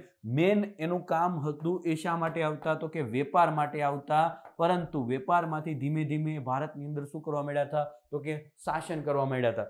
ઓકે, ત્યાર પછી આ આગળ જે જોયો તો એ ભારત આવવાનો ક્રમ હતો. પછી હવે વાત કરવાની છે ભારતમાંથી જવાના ક્રમની, કે કઈ રીતે ભારતમાંથી સૌ પ્રથમ કઈ કંપની છે અથવા તો કયા દેશના લોકો છે એ ભારત છોડીને ગયા. તો કે ડચ લોકો એટલે કે જે હોલેન્ડથી આવેલા એ સૌથી પહેલા 1759માં બેદરાના યુદ્ધમાં એની હાર થાય છે અને ત્યાર પછી એ પોતાનું સામ્રાજ્ય છે એ ભારતમાંથી શું કરી છે? સકેલી લે છે. ત્યાર પછી આવે છે ફ્રેન્ચો. 1763ની અંદર પેરિસ સંધિના વાડીવાસ યુદ્ધમાં અંગ્રેજોએ તેમને હરાવ્યા અને ત્યાર પછી એક જ નગર, જે ચંદ્રનગર સિવાયના જે નગરો એમને સોંપ્યા હતા એ સિવાય બાકી બધું છોડીને શું કરે છે? જતા રહી છે ફ્રેન્ચો. ત્યાર પછી ડેનિશ, તો કે 1845માં કંપની અંગ્રેજોને વેચીને ગયા અને ધર્મ પ્રચાર માટે વધુ ધ્યાન આપ્યું. એટલે કે ડેનિશો છે પછી અંગ્રેજોને કંપની વેચી અને એ પણ નીકળી જાય છે. પછી આવે છે અંગ્રેજો. અંગ્રેજો છે એ 1950 પણ કહી શકીએ આપણે, 1947 પણ કહી શકીએ કે આપણું બંધારણ અમલમાં આવ્યું 1950માં, ત્યાં સુધીમાં મોટા ભાગના અંગ્રેજ જતા રહ્યા હતા, એટલા માટે આપણે 1950 પણ ગણી શકીએ, 1947 પણ ગણી શકીએ, કારણ કે અંગ્રેજોએ જાહેરાત કરી હતી 1947માં. રેડી? એટલે કે ભારતમાં હાથમાં સત્તા આવી, એટલે કે ભારતના લોકોમાં, એટલે કે આપણો દેશ લોકશાહી બને છે અને બીજા વિશ્વ યુદ્ધની અંદર જે ઘટનાઓ બને છે, સંયુક્ત રાષ્ટ્ર સંઘની સ્થાપના થાય છે, ભારતની અંદર સ્વતંત્રતાની માંગ તીવ્ર બને છે અને આથી આ સમય જાણી જોઈ અને અંગ્રેજો છે ભારત છોડવાની જાહેરાત કરે છે અને 1947માં ભારત છે એ સ્વતંત્ર થાય છે અને 1950માં ભારતીયોના હાથમાં સત્તા આવે છે. પોર્ટુગીઝો સૌથી છેલ્લે જાય છે 1961માં સ્વતંત્ર ભારતે તેમને હરાવ્યા. આથી તેમને શું કરવું પડ્યું તો કે એ ભારત છોડીને જવું પડ્યું. સૌથી પહેલા પોર્ટુગીઝો આવે છે, સૌથી પહેલા પોર્ટુગીઝો આવે છે અને સૌથી છેલ્લે જાય. પ્રથમ આવે અને સૌથી છેલ્લે જાય એવી પ્રજા કોઈ હોય તો એ પોર્ટુગીઝ પ્રજા હતી. ક્યાંની હતી? યુરોપની હતી. રેડી? તો આ વસ્તુ બધું, આ જે બાબતો છે બહુ મહત્વની બાબતો છે. ઓકે, ભારતમાં પ્રથમ કઈ ફેક્ટરીઓ એટલે કે કોઠીઓ સ્થપાણી? તો કે સૌથી પહેલા મેં તમને વાત કરી એમ પોર્ટુગીઝોએ ક્યાં સ્થાપેલી? તો કે કાલિકટની અંદર સ્થાપેલી. રેડી? ત્યાર પછી 1605માં 10 લોકોએ મછલીપટ્ટનમ ખાતે, 1613માં અંગ્રેજોએ સુરત ખાતે, રેડી, અને 1620માં ડેનિશોએ ત્રેકોબાર એટલે કે ત્રાવણકોર ખાતે એમની કોઠીઓ સ્થાપેલી. ભારતની પ્રથમ વાત છે. રેડી? પ્રથમ કોઠીઓ ક્યાં સ્થાપેલી એની વાત છે. રેડી? તો અંગ્રેજોએ સૌપ્રથમ ક્યાં? 1613માં. આ એક આપણે યાદ રાખવાની છે, સુરત ખાતે, કારણ કે આપણા ગુજરાતમાં હોય એવી એકમાત્ર છે. ઓકે, ત્યાર પછી વાત કરીએ કે કોના દરબારમાંથી પરવાનો મેળવ્યો, મતલબ કે આ જે યુરોપિયન પ્રજા ભારતમાં આવી, યુરોપિયન પ્રજા ભારતમાં આવી અને ભારતમાં આવી અને એમને કોની પાસેથી પરવાનગી લઈ અને એમને ભારતની અંદર પોતાનો વ્યવસાય શરૂ કરેલો, વેપાર શરૂ કરેલો અથવા તો શાસનની શરૂઆત કરી, એમણે કોની પાસેથી પરવાનગી લીધેલી? ઓકે, સૌથી પહેલા પોર્ટુગીઝો આવે છે, કાલિકટ બંદરે આવે છે. તમને ખ્યાલ હશે કે 2 ભારતીય ખલાસીઓની મદદથી વાસ્કો દી ગામા છે એ ક્યાં આવે છે? ભારત આવે છે. અને ત્યાંના રાજા જામોરીન પાસેથી શું મેળવે છે? પરવાનો મેળવે છે. કોની પાસેથી? જામોરીન પાસેથી પરવાનો મેળવે છે. ડચ લોકો આવે છે. ડચ લોકો કોની પાસેથી? શાહજહાં પાસેથી પરવાનો મેળવે છે. ડચ લોકો છે એ શાહજહાં પાસેથી પરવાનો મેળવે છે. અંગ્રેજો છે, અંગ્રેજ પ્રજા જે છે એ જહાંગીર જે મુઘલ બાદશાહ હતો અને એમની પાસેથી શું લે છે? તો કે પરવાનગી લે છે. ત્યાર પછી ડેનિશ પ્રજા પણ જહાંગીર પાસેથી શું લે છે? પરવાનો લે છે. અને ત્યાર પછી ફ્રેન્ચ એ પણ કોની પાસેથી? તો કે ઔરંગઝેબ પાસેથી. એટલે કે સૌથી પહેલા ભારતમાં આવવાની પરવાનગી કોણ આપે છે? તો કે પહેલા જામોરીન આપે છે. જામોરીન વેપાર કરવાની પરવાનગી આપે છે. ત્યાર પછી મુઘલોમાં સૌથી પહેલા જહાંગીર છે એ પરવાનગી આપે છે. ઓકે, એક વસ્તુ બીજો આપણે અહીંયા યાદ કરી લઈએ તો કે સૌથી પહેલા બાબર હતો ને, બાબર, એમણે મુઘલ વંશની સ્થાપના કરેલી. બાબર પછી ગાદી ઉપર કોણ આવે છે? તો કે હુમાયુ આવે છે. કોણ આવે છે? હુમાયુ. તમને ખ્યાલ હશે કે હુમાયુને એક વ્યક્તિ એટલે કે શેરશાહ સૂરીએ થોડોક સમય માટે હરાવેલો. હુમાયુ ફરી પાછો એમના ભાઈઓની મદદથી ગાદી મેળવે છે અને હુમાયુ પછી એમનો પુત્ર આવે છે અકબર. કોણ આવે છે? અકબર. અકબર પાસે પણ ઘણા બધા લોકો, યુરોપિયન પ્રજાઓએ મંજૂરી માંગવાની કોશિશ કરેલી પણ એમને મંજૂરી આપી નહીં. અકબર પછી એમનો પુત્ર આવે છે જહાંગીર. આનો મૂળ નામ હોય છે સલીમ. શું હોય છે? સલીમ. જહાંગીર પછી એમનો પુત્ર આવે છે શાહજહાં. કોણ આવે છે? શાહજહાં. શાહજહાં પછી આવે છે ઔરંગઝેબ. કોણ આવે છે? ઔરંગઝેબ. આ જે લોકો છે એમણે મોટા ભાગે ભારતની અંદર મુઘલ શાસકોમાં મહત્વના શાસકો હોય તો આટલા શાસકો છે. છેલ્લે આપણે એક 1857ના વિપ્લવની અંદર એક વ્યક્તિને યાદ કરીએ છીએ અને એ વ્યક્તિ એટલે કોણ આવશે? તો કે બહાદુર શાહ જફર બીજો. રેડી? એ પણ મુઘલ શાસક હતો પણ પછી એમનું એટલું બધું બગતું નહીં અથવા તો આપણે કહી શકીએ એટલું બધું એમનું મહત્વ હતું નહીં. ઓકે, તો સૌથી પહેલા જહાંગીર છે એ અંગ્રેજોને શું આપે છે? ભારતમાં વેપાર કરવાની પરવાનગી આપે છે. ત્યાર પછી ફરી પાછો આ વ્યક્તિ જ કોને? તો કે ડેનિશ પ્રજાને ભારતમાં વેપાર કરવાની પરવાનગી આપે છે. પછી ઔરંગઝેબ આવે છે અને ઔરંગઝેબ છે એ કોને? તો કે ફ્રેન્ચોને શું આપે છે? તો કે વેપાર કરવાની પરવાનગી આપે છે. અને શાહજહાં છે એ શાહજહાં ડચ લોકોને ભારતમાં વેપાર કરવાની શું આપે છે? પરવાનગી આપે છે. આમ અલગ અલગ જે રાજાઓ છે એની શરૂઆત કરી હતી જામોરીને સૌપ્રથમ ભારતમાં યુરોપિયન પ્રજાને વેપાર કરવાની પરવાનગી આપવાની. ત્યાર પછી અલગ અલગ મુઘલ બાદશાહો છે એમણે ભારતમાં અંગ્રેજોને વેપાર કરવાની શું આપેલી છે? પરવાનગી આપેલી છે. હવે અહીંયાથી શરૂઆત થાય છે અંગ્રેજ પ્રજાનું આગમન. સૌથી મહત્વના સવાલો અહીંયાથી નીકળશે. રેડી? એટલે આ પ્રજા છે આપણા માટે મોસ્ટ આઈએમપી પ્રજા છે. તો કે આ પ્રજા છે આમ ભલે સૌથી પહેલા પોર્ટુગીઝો આવે છે પણ સૌથી વધુ સમય સુધી ભલે પોર્ટુગીઝો શાસન કરે છે, સૌથી પહેલા આવે છે અને સૌથી છેલ્લે પોર્ટુગીઝો જાય છે, પણ જેમણે વધુ પડતા વિસ્તારની અંદર એટલે કે મોટા ભાગના ભારત ઉપર જેણે શાસન કર્યું છે એવી પ્રજા એટલે કઈ હતી? તો કે અંગ્રેજ પ્રજા હતી. એવું કહેવાય છે કે 1599માં સૌ પ્રથમ સ્થળ માર્ગ થી ભારતમાં આવનાર બ્રિટિશ યાત્રી જ્હોન મિલ્ટન હતો. કોણ હતો? જ્હોન મિલ્ટન હતો. એવો કે પહેલો બ્રિટિશ નાગરિક કોણ? તો કે જ્હોન મિલ્ટન છે એ ભારતમાં આવે છે. 31 ડિસેમ્બર 1600 રોજ ઇંગ્લેન્ડની મહારાણી એલિઝાબેથ પ્રથમ પાસેથી ઈસ્ટ ઇન્ડિયા કંપનીને અધિકાર પત્ર પ્રદાન કર્યા અને ઈસ્ટ ઇન્ડિયા કંપનીની સ્થાપના થઈ.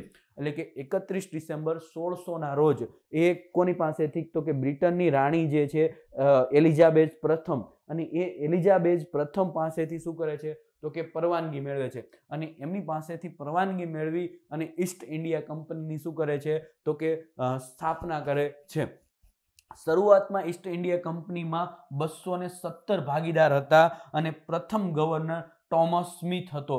જો કે ઈસ્ટ ઇન્ડિયા કંપની જે ભારતમાં સ્થપાય છે, આ ઈસ્ટ ઇન્ડિયા કંપની છે એનો મુખ્ય હેતુ શું હતો? તો કે વેપાર કરવાનો હતો. શું હતો? વેપાર કરવાનો હતો. આ અંગ્રેજ પ્રજા છે એ સૌપ્રથમ ભારતમાં વેપાર કરવા માટે આવે છે. તમને બધાને ખબર છે કે આપણે બંધારણની અંદર ભણ્યા છે કે 1773 ની અંદર રેગ્યુલેટિંગ એક્ટ આવે છે. શું આવે છે?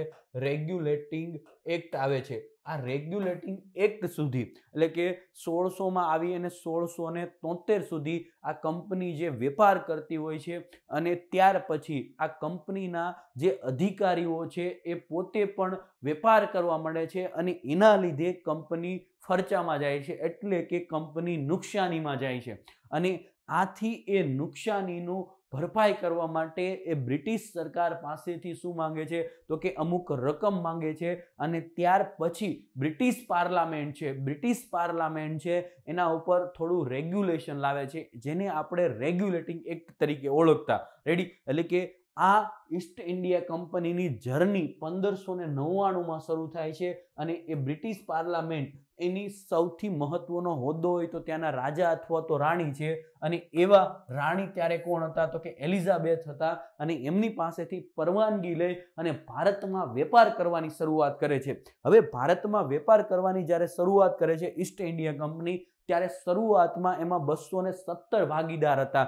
અને એ ઈસ્ટ ઇન્ડિયા કંપનીનો પ્રથમ ગવર્નર કયા? જ્યારે ઈસ્ટ ઇન્ડિયા કંપની સ્થપાય, જ્યારે 217 ભાગીદારો હતા, અને ત્યારે એનો પ્રથમ ગવર્નર કોણ હતો? ટોમસ સ્મિથ હતો. કોણ હતો? ટોમસ સ્મિથ હતો. ઓકે.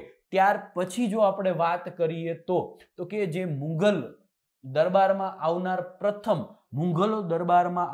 પ્રથમ કોઈ વ્યક્તિ હોય શેના માટે? તો કે વેપાર કરવાની પરવાનગી લેવા આવનાર ભારતની અંદર જે મુઘલ બાદશાહો હતા, અને એ અંગ્રેજ પ્રજાઓમાંથી કોઈ પેલા પરવાનગી લેવા આવનાર કોઈ વ્યક્તિ હોય તો એ કેપ્ટન હોકિંગ્સ હતો. કોણ હતો? કેપ્ટન હોકિંગ્સ હતો, જે એવું કહેવાય કે બ્રિટનનો રાજદૂત હતો, જે જેમ્સ પ્રથમના રાજદૂતના રૂપે એપ્રિલ 1609માં જહાંગીરના દરબારમાં આવેલો. એટલે કે સૌપ્રથમ એ ભારતની અંદર શું કરે છે? તો કે રાજદૂત તરીકે કોના દરબારમાં આવે છે? તો કે જહાંગીરના દરબારમાં આવે છે. અને એવું કહેવાય છે કે મુઘલ સમ્રાટ જહાંગીરે હોકિંગ્સને 400 મનસબ આપી હતી અને સુરતમાં અનૌપચારિક રૂપથી એક વેપાર કોઠી સ્થાપવાની શું આપેલી? પરવાનગી આપેલી. ફરીથી જોજો આ શબ્દ ખાસ, કારણ કે અહીંયાથી આખા ભારતના ઇતિહાસ બદલાઈ જાય છે. આ ઘટનાથી ભારતનો આખો ઇતિહાસ બદલાઈ જાય છે. આમ તો એવું કહેવાય છે કે ભારતનો ઇતિહાસ બદલાવવા પાછળ સૌથી મહત્વનો કોઈ વ્યક્તિ હોય ને, તો આપણે કદાચ તો આમ તો જામોરીનને પણ ગણી શકીએ.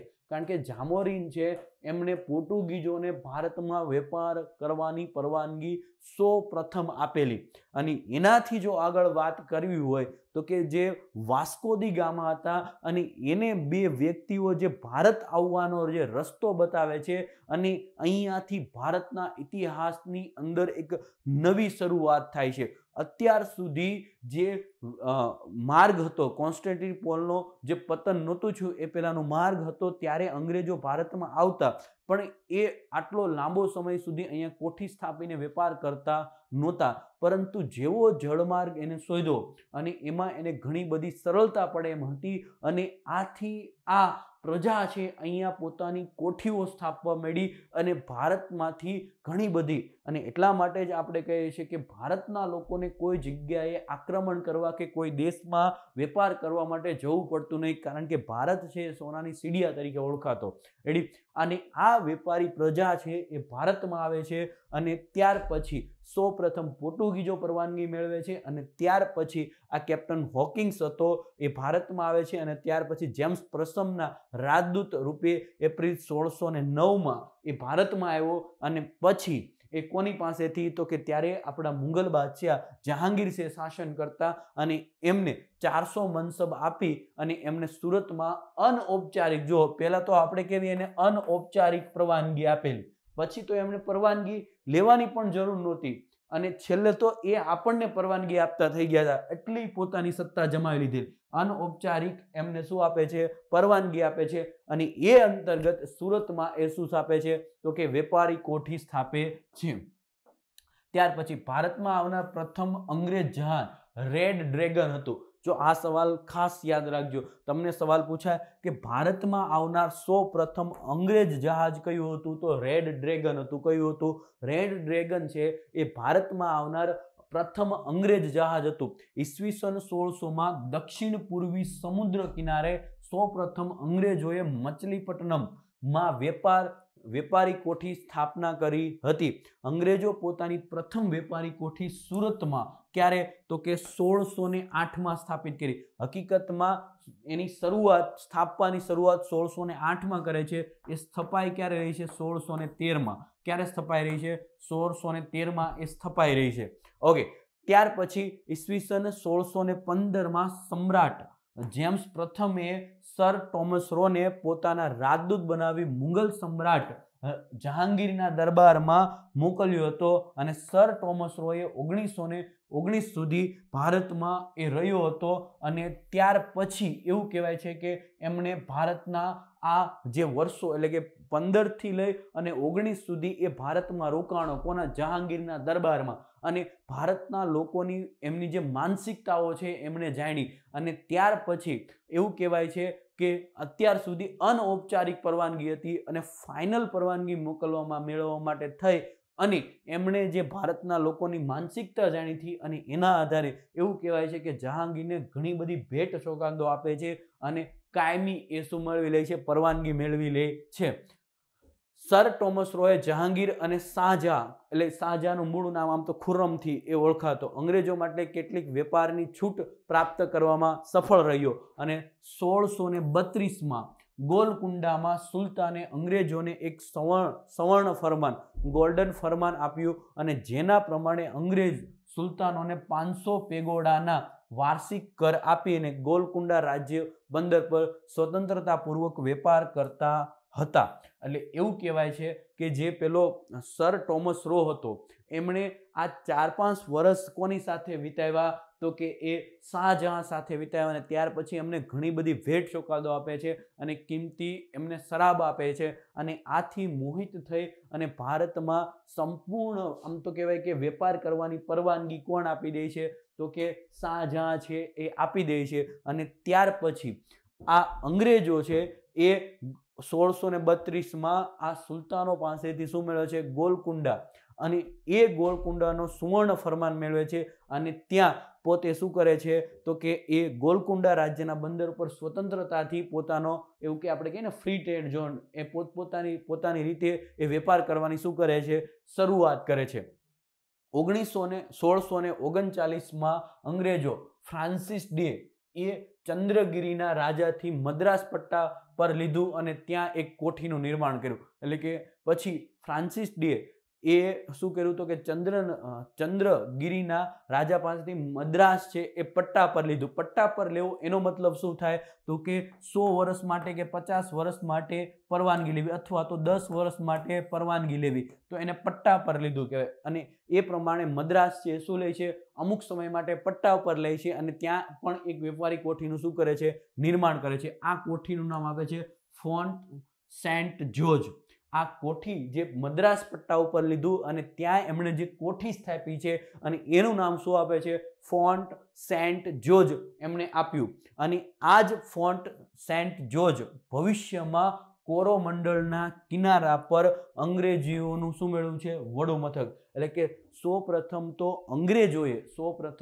અંગ્રેજોએ આ ફોન્ટ સેન્ટ જ્યોર્જ સ્થાપવા માટે મદ્રાસને પટ્ટા ઉપર લીધેલું અને એ જ પછી કોરોમંડળ કિનારા પર વેપાર કરવા માટે અંગ્રેજોનું સૌથી મહત્વનું કેન્દ્ર કયું બની જાય છે? ફોન્ટ સેન્ટ જ્યોર્જ છે બની જાય છે. 1651માં શાહજહાંએ અંગ્રેજોને બંગાળમાં વેપાર કરવાનો શું આપ્યો? વિશેષાધિકાર આપ્યો. એટલે કે અહીંયાથી અંગ્રેજો છે ધીમે ધીમે હાવી થતા જાય છે ભારતીયો ઉપર. 1651માં શાહજહાંએ અંગ્રેજોને બંગાળની અંદર વેપાર કરવાનો શું આપ્યો? વિશેષાધિકાર આપ્યો. અને એ પ્રમાણે ઈસવીસન 1661માં પોર્ટુગીઝ રાજકુમારી કેથરીન ઓફ બેંગેન્જા અને બ્રિટનના રાજકુમાર ચાર્લ્સ બીજાના લગ્ન થયા. કોના?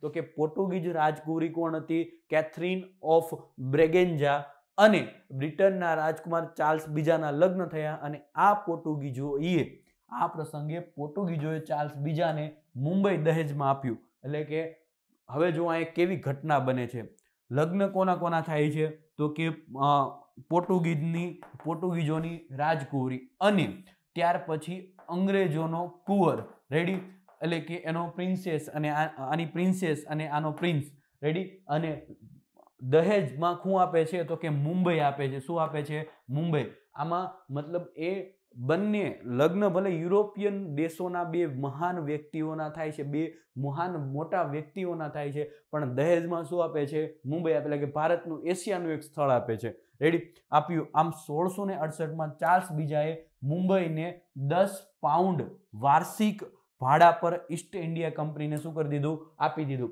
એટલે કે આ જે ઘટના કેવી બને છે?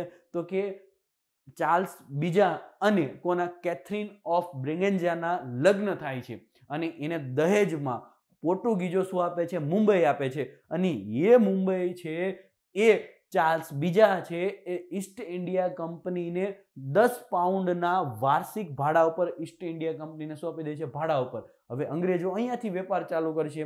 હવે અહીંયા જુઓ, ભારતનું એક સ્થળ છે એ દહેજમાં અપાય છે અને દહેજમાં જેને મળ્યું છે અને એ વ્યક્તિ પાછો ભાડા ઉપર આપે છે. આ ઘટના તો ભારતની અંદર બનેલી, પણ એ સમયના લોકોનું, એ સમયના જે શાસકો હતા એમના આ બધી ઘટનાઓ બને છે એમના ઉપર એ કંઈ ધ્યાન આપતા નથી. કદાચ જો આવી ઘટનાઓ છે કે આપણે કહેવાય ને કે મારું મારા બાપનું અને બીજાનામાં મારો ભાગ, તો અહીંયા એની જેવું થતું હતું.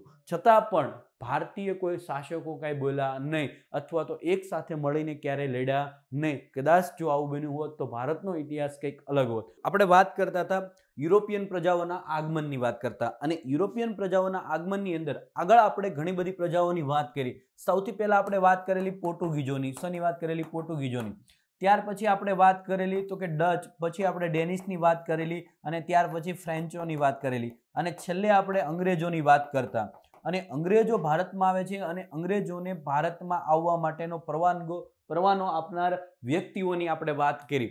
એમાં વાત કરી આપણે છેલ્લે વાત કરેલી તો કે કોના? તો કે પોર્ટુગીઝોની જે રાજકુમારી હતી એમના લગ્ન ચાર્લ્સ કોની સાથે થાય છે? બીજા સાથે થાય છે. અને એને મુંબઈ છે એ શું આપવામાં આવે છે? દહેજમાં આપવામાં આવે છે. મુંબઈ છે દહેજમાં આપવામાં આવે છે. અને એ મુંબઈ છે એ ચાર્લ્સ બીજા 10 પાઉન્ડના વાર્ષિક ભાડા ઉપર કોને આપી દે છે? તો કે ઈસ્ટ ઇન્ડિયા કંપનીને આપી દે છે. હવે આ ઈસ્ટ ઇન્ડિયા કંપની છે એ જો તો કે 1687માં અંગ્રેજો પશ્ચિમી કિનારાના મુખ્યાલય તરીકે સુરતની જે કોઠી હતી એ ક્યાં લઈ જાય છે? તો કે મુંબઈમાં લઈ જાય છે. તમને સવાલ પૂછાય કે કયા વર્ષમાં સુરતની કોઠી છે એ મુંબઈમાં લઈ જવામાં આવી? તો કે 1687ની અંદર સુરતની જે કોઠી હતી, પશ્ચિમી કિનારાની સુરતની જે કોઠી હતી ક્યાં લઈ જાય છે? મુંબઈ લઈ જાય છે. આ મુંબઈ કોને દહેજમાં મળેલું? પોર્ટુગીઝો તરફથી ચાર્લ્સ બીજાને મળેલું. અને એ ચાર્લ્સ બીજો છે એ કોને આપી દે છે? તો કે એ ભાડા પેટે ઈસ્ટ ઇન્ડિયા કંપનીને આપી દે છે. અને એ ઈસ્ટ ઇન્ડિયા કંપની છે પોતાની પશ્ચિમી કોઠી છે, પશ્ચિમી મુખ્યાલય છે, એ ક્યાં લઈ જાય છે? તો કે મુંબઈ લઈ જાય છે. ઈસવીસન 1698માં અંગ્રેજી ઈસ્ટ ઇન્ડિયા કંપનીના 3 ગામ સુતા, હનુતી, કોલકાતા અને ગોવિંદપુરની જમીદારી રૂપિયા 1200માં પ્રાપ્ત કરી અને અહીંયા ફોન્ટ વિલિયમનું નિર્માણ કરે છે. શું કરે છે? ફોન્ટ વિલિયમનું નિર્માણ કરે છે. કોણ? East India company. અને અહીંયાથી ધીમે ધીમે ભારત ઉપર પોતાની સત્તા જમાવતા જાય છે. પહેલાના સમયની અંદર અહીંયા વેપારી કોઠી સ્થપાતી. શું સ્થપાતી? તો કે ભારતમાં કોઈ પણ વિદેશી પ્રજા છે એ વેપારી કોઠી સ્થાપી શકતી. વેપારી કોઠી મતલબ કે આપણે એને કહી શકીએ તો કે એક જગ્યાએથી જ્યારે આપણે બીજી જગ્યાએ સામાનની હેરાફેરી કરતા હોઈએ ને ત્યારે ગોડાઉનની જરૂર પડે. શું? ગોડાઉનની જરૂર પડે. એવું ગોડાઉન એ સ્થાપી શકતા, પણ એ કિલ્લો બાંધી શકતા નહીં. હવે આ લોકો કિલ્લો બાંધવાની શરૂઆત કરે છે. અને એ કિલ્લો બાંધવાની શરૂઆત કરશે કે તરત જ ભારતીયો સાથે શું થશે? ઘર્ષણ થશે. અમુક લોકો હતા એમને ખ્યાલ આવી ગયો હતો કે આ અંગ્રેજો છે ધીમે ધીમે વેપારમાંથી ધીમે ધીમે એ શાસન તરફ આગળ વધે છે. એ લોકોએ વિરોધ પણ એમનો કરેલો. જેમ કે 1757માં ફરૂખ સિયરે ઈસ્ટ ઇન્ડિયા કંપનીને કર આપ્યા વગર બંગાળમાં વેપાર કરવાનો એકાધિકાર આપી અને ફોન્ટ વિલિયમનું નિર્માણ કર્યું. 1757માં પ્લાસીનું યુદ્ધ અને 1764માં બક્સરનું યુદ્ધ ઈસ્ટ ઇન્ડિયા કંપનીએ જીત્યું. આ જે ઘટના બને છે, બક્સરનું યુદ્ધ અને પ્લાસીનું યુદ્ધ, આ 2 યુદ્ધ ઈસ્ટ ઇન્ડિયા કંપની જીતે છે. અને અહીંયાથી ભારતના ઇતિહાસમાં એટલે કે આધુનિક ભારતના ઇતિહાસમાં એક નવો યુ ટર્ન આવે છે. અથવા તો આપણે એવું કહી શકીએ કે અહીંયાથી બંગાળની જે દીવાની સત્તાઓ હતી એ કોના હાથમાં આવી જાય છે? તો કે અંગ્રેજોના હાથમાં આવી જાય છે. કે આ ફોન્ટ વિલિયમ છે એ જે બાંધે છે, કિલ્લો બાંધે છે. અને ત્યાર પછી 2 ઘટનાઓ બને છે, એક પ્લાસીનું યુદ્ધ અને બીજું બક્સરનું યુદ્ધ. અને એમાં અંગ્રેજોની જીત થાય છે. અને અંગ્રેજો ધીમે ધીમે વેપારમાંથી ધીમે ધીમે શું કરવા માંડે છે? શાસન કરવા માંડે છે. ઓકે, 1857ના વિપ્લવ પછી 1857માં ઈસ્ટ ઇન્ડિયા કંપનીનું શાસન ભારતમાંથી સમાપ્ત થાય છે અને બ્રિટન ક્રાઉનનું સીધું શાસન શરૂ થાય છે. એટલે કે આ પ્લાસીનું યુદ્ધ થયા પછી, બક્સરનું યુદ્ધ થયા પછી મેં તમને કીધું એમ કે ઘણી બધી ઘટનાઓ બને છે. કંપનીના જે વેપારીઓ છે એ પોતે પણ વેપાર કરવા મળે છે ખાનગી રાહે. અને એના લીધે જે ઈસ્ટ ઇન્ડિયા કંપની છે એ શું થાય છે? તો કે નુકસાનીમાં જાય છે. અને એ નુકસાનીમાં જાય છે અને આથી એવું કહેવાય છે કે બ્રિટિશ પાર્લામેન્ટ પાસેથી એ અમુક પૈસા ઉધાર લે છે. અને ત્યાર પછી એવું કહેવાય છે કે બ્રિટિશ પાર્લામેન્ટ એને એવું કહે છે કે તમે શાસન ભલે કરો પણ અમે જેમ કહીએ એમ કરવાનું. અને ત્યાંથી રેગ્યુલેટિંગ એક્ટ આવે છે. અને ત્યાર પછી ધીમે ધીમે 100 વર્ષ સુધી એ શાસન કરે છે. અને પરંતુ એ કોના અંડરમાં કરતી? તો કે ઉપરથી બ્રિટિશ પાર્લામેન્ટ જે કહેતી એમ અહીંયા કંપની કરતી. પણ ત્યાર પછી 1857નો વિપ્લવ થાય છે અને ત્યાર પછી ડાયરેક્ટ જે કંપની ઈસ્ટ ઇન્ડિયા કંપની વેપાર કરવા આવી હતી એ વેપારમાંથી ધીમે ધીમે શાસન કરવા માંડી. અને એ શાસનમાંથી પછી એને હટાવી દેવામાં આવશે અને ડાયરેક્ટ બ્રિટિશ પાર્લામેન્ટ એટલે કે તાજનું શાસન જે આપણે કહીએ છીએ એ ભારતમાં આવી જાય છે. એટલે કે એક સમયે કંપની વેપાર કરવા આવી હતી એ શાસન કરવા માંડી અને શાસનમાંથી ધીમે ધીમે ત્યાંની ઇંગ્લેન્ડની જે પાર્લામેન્ટ છે એ ભારત ઉપર શાસન કરવા માંડે છે. આવી ઘટના બને છે. રેડી? એટલે કે ક્રાઉનનું શાસન આવે છે. હવે આખી ઘટનાઓમાં સૌથી મહત્વનું યુદ્ધ હતું એ હતું પ્લાસીનું યુદ્ધ. કયું હતું? તો કે પ્લાસીનું યુદ્ધ. મોસ્ટ આઈએમપી છે અને સવાલો ઘણી બધી વખત પૂછાય છે આના. રેડી? બંગાળના કોણ હતા? તો કે સિરાજ ઉદ દૌલાનું શાસન હતું. બંગાળમાં કોનું શાસન હતું? તો સિરાજ ઉદ દૌલાનું શાસન હતું. અને આ સમયમાં બ્રિટિશ ઈસ્ટ ઇન્ડિયા કંપનીએ નવાબની પરવાનગી લીધા વિના રક્ષણના બહાને વેપારી કોઠીને ફરતે શું કરવા માંડી? તો કે કિલ્લેબંધી કરવા માંડી. મતલબ કે મેં તમને કીધું એમ કે પહેલાના સમયની અંદર વેપારી કોઠી જ તમે સ્થાપી શકતા, પણ નવાબની પરવાનગી વગર તમે કિલ્લો બાંધી શકો નહીં. અંગ્રેજોએ શું કર્યું તો કે જે એમની વેપારી કોઠી હતી એની ફરતે શું બાંધવા માંડ્યા? કિલ્લો બાંધવા માંડ્યા. અને એ વાતની જાણ કોને થઈ છે?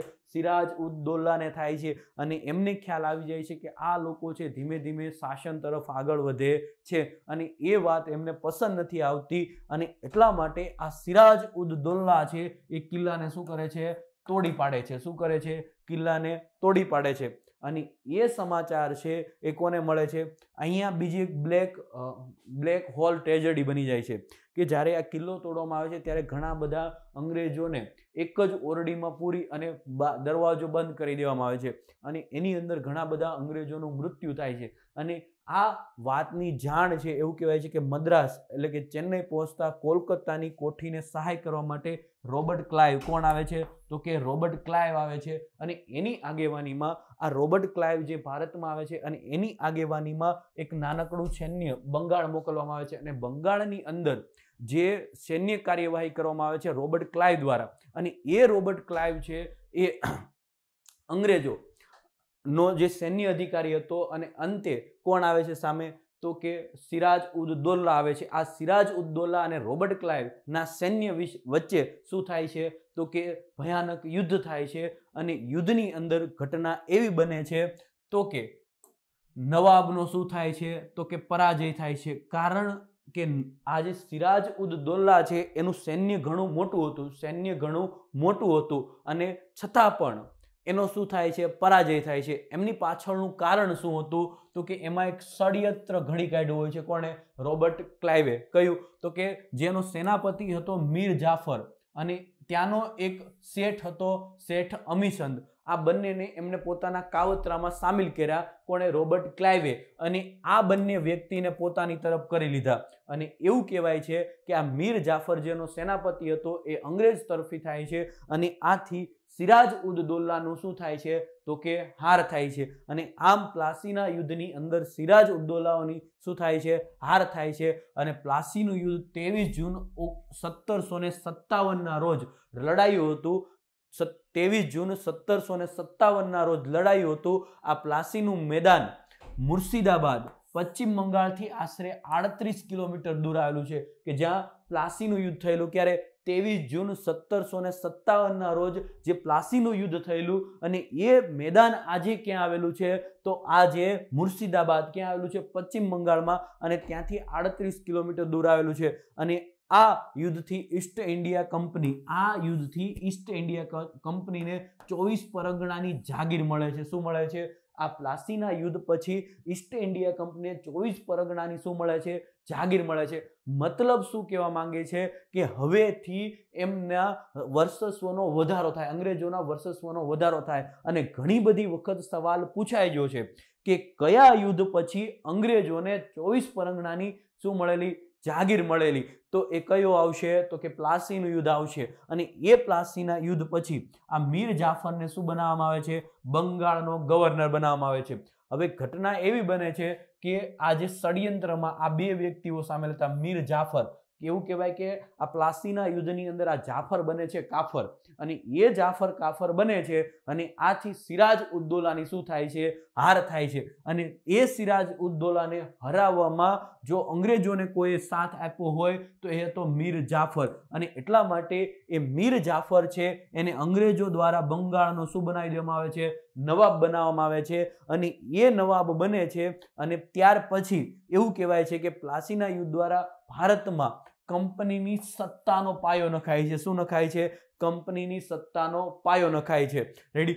હવે જો દર 100 વર્ષે એક વખત આવો સમય આવ્યો કે જ્યારે અંગ્રેજો છે કે બ્રિટિશ અથવા તો યુરોપિયન પ્રજાઓ જ્યારે ભારતમાં આવીને ત્યારે દર 100 વર્ષે બળવો છો. સૌથી પહેલો બળવાની શરૂઆત 1757માં થાય છે, જે પ્લાસીનું યુદ્ધ અને બક્સરનું યુદ્ધ આપણે કહી શકીએ. ત્યાર પછી 1857માં બળવો થાય છે. તમને ખ્યાલ હશે કે 1857ના આપણે પ્રથમ સ્વતંત્રતા સંગ્રામ તરીકે અથવા તો અંગ્રેજો છે એને પ્રથમ વિપ્લવ તરીકે ઓળખે છે? તો કે 1857માં વિપ્લવ થાય છે, ત્યાર પછી 1947માં, એટલે કે આમ તો ભારતના લોકો છે, આમ તો 1957માં થયું, પરંતુ લોકો જે અંગ્રેજી શિક્ષણ મેળવ્યું અને લોકો છે જાગૃત થયા, અને એમાં બીજી એક ઘટના બને છે બીજું વિશ્વયુદ્ધ, અને એના કારણે ભારતને 1947માં આઝાદી મળી જાય છે. અહીંયા 2 વખત આ ઘટનાઓ બની, લોકોએ એમનો વિરોધ કર્યો, પણ સામૂહિક રીતે વિરોધ નહોતો થતો. આ જે પ્લાસીનું યુદ્ધ હોય તો એમાં ભારતીયો જ તે ભારતીયોની વિરુદ્ધમાં લડ્યા હતા, અથવા તો એવું કે ભારતીયો જ કોને સાથ આપેલો, તો કે અંગ્રેજોને સાથ આપેલો.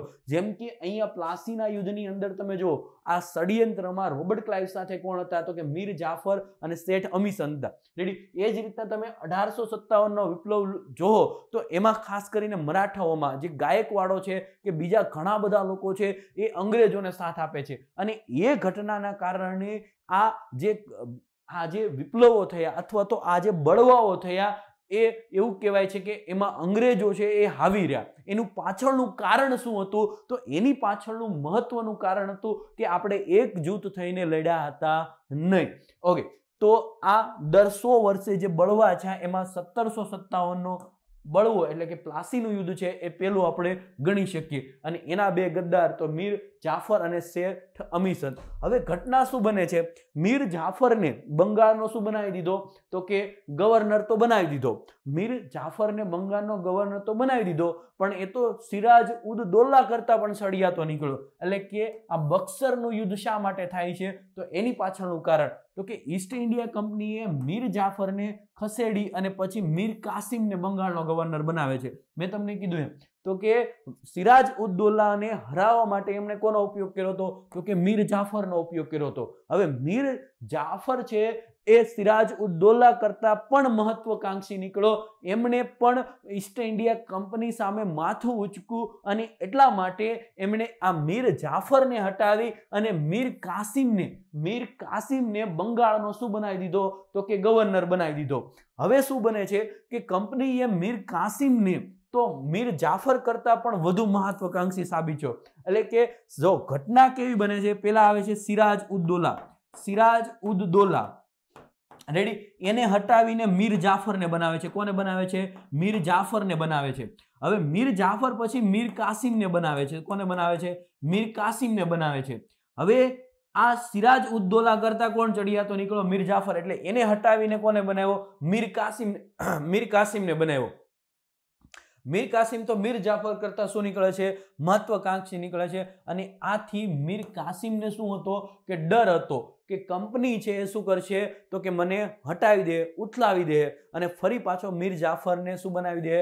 નવાબ બનાવી દે. અને એવું જ બને છે, ફરી પાછો શું કરે છે તો કે મીર જાફરને શું બનાવી દે છે? નવાબ બનાવી દે છે. અને આ નવાબ બનાવે છે કોને? મીર જાફરને કંપની. તેથી ઘટના શું બને છે તો કે ઘટના એવી બને છે કે મીર કાસિમ અવધના નવાબના શરણે જાય છે, અને ત્યાર પછી અવધમાં મુગલ બાદશાહ શાહ આલમ આવ્યો હોય છે. તો આ ત્રણેય ભેગા થાય છે. કોણ કોણ? મીર કાસિમ. શું કામ? તો કે મીર જાફરની જગ્યાએ બંગાળનો ગવર્નર કોને બનાવ્યો હતો? મીર કાસિમને બનાવ્યો હતો. પણ મીર કાસિમ છે એ મહત્વકાંક્ષી નીકળે છે, એટલે ફરી પાછો મીર જાફરને બનાવી દીધો. અને એટલા માટે મીર જાફર છે એ કોની પાસે જાય છે તો કે અવધના નવાબના શરણે જાય છે. અને એ સમયે અવધની અંદર જે મુગલ બાદશાહ શાહ આલમ હોય છે એ પણ ત્યાં આવ્યો હોય છે. આમ આ 3 લોકો ભેગા થાય છે, મીર કાસિમ, અવધના નવાબ અને મુગલ બાદશાહ શાહ આલમ. આ ત્રણેય સંયુક્ત રીતે કંપની સામે શું કરે છે તો કે યુદ્ધ કરવાનો નિર્ણય કરે છે. અને એવું કહેવાય છે કે 22 ઓક્ટોબર 1764ના રોજ ઈસ્ટ ઇન્ડિયા કંપની એ યુદ્ધ કર્યું. સંયુક્ત સેના અને ઈસ્ટ ઇન્ડિયા કંપની વચ્ચે શું થાય છે? યુદ્ધ થાય છે. અને એમાં સંયુક્ત સેનાનો શું થાય છે? પરાજય થાય છે. અને એવું કહેવાય છે કે આ બક્સરના યુદ્ધની અંદર આ લોકોની હાર થયા પછી, સંયુક્ત સેનાની હાર થયા પછી બંગાળ, બિહાર અને ઓરિસ્સા ની દીવાની સત્તા કોના હાથમાં આવે છે તો કે અંગ્રેજોના હાથમાં આવે છે. ઓકે, જો હવે અહીંયા કેવી ઘટનાઓ બને છે, જો ખાસ એક વસ્તુ યાદ રાખજો, દર વખતે જે સવાલો પૂછાય છે એના ઉપર ફોકસ કરીએ. જો પ્લાસીના યુદ્ધની વાત આવે, શું આવે? પ્લાસીના યુદ્ધની વાત આવે તો પ્લાસીના યુદ્ધની અંદર હાર થયા પછી, સિરાજ ઉદ દૌલાની હાર થયા પછી 24 પરગણાની શું આવે છે તો કે 24 પરગણા એમના હાથમાં આવે છે, જાગીર એમના 24 પરગણાની જાગીર એમના હાથમાં આવે છે, અંગ્રેજોના હાથમાં. પછી બક્સરના યુદ્ધ પછી એવું કહેવાય છે કે બંગાળ છે, બિહાર છે અને ઓરિસ્સા છે અને એની દીવાની સત્તાઓ કોના હાથમાં આવી જાય છે તો કે અંગ્રેજોના હાથમાં આવી જાય છે. ક્લિયર? તો કે આ બે યુદ્ધ, પ્લાસીના યુદ્ધમાં શું થાય છે તો કે પ્લાસીના યુદ્ધમાં જે સિરાજ ઉદ દૌલા છે એની હાર થયા પછી 24 પરગણાની જાગીર અંગ્રેજોના હાથમાં આવે છે. અને બક્સરના યુદ્ધ પછી એવી ઘટના બને છે કે આ જે બંગાળ, બિહાર અને ઓરિસ્સા છે એની દીવાની સત્તા આ કોના હાથમાં આવી જાય છે તો કે અંગ્રેજોના હાથમાં આવે. બીજી જો વાત કરું તો કે આ બક્સરનું યુદ્ધ છે કોની વચ્ચે થયેલું તો કે બક્સરનું યુદ્ધ છે એ 3 લોકો લડેલા. એક તો મીર કાસિમ, બીજો કોણ હતો તો કે આવશે અવધના નવાબ અને ત્રીજો કોણ હતો તો કે મુગલ બાદશાહ શાહ આલમ. રેડી? આ યુદ્ધ ક્યારે થયેલું તો કે 22 ઓક્ટોબર 1764 ના રોજ થયેલું.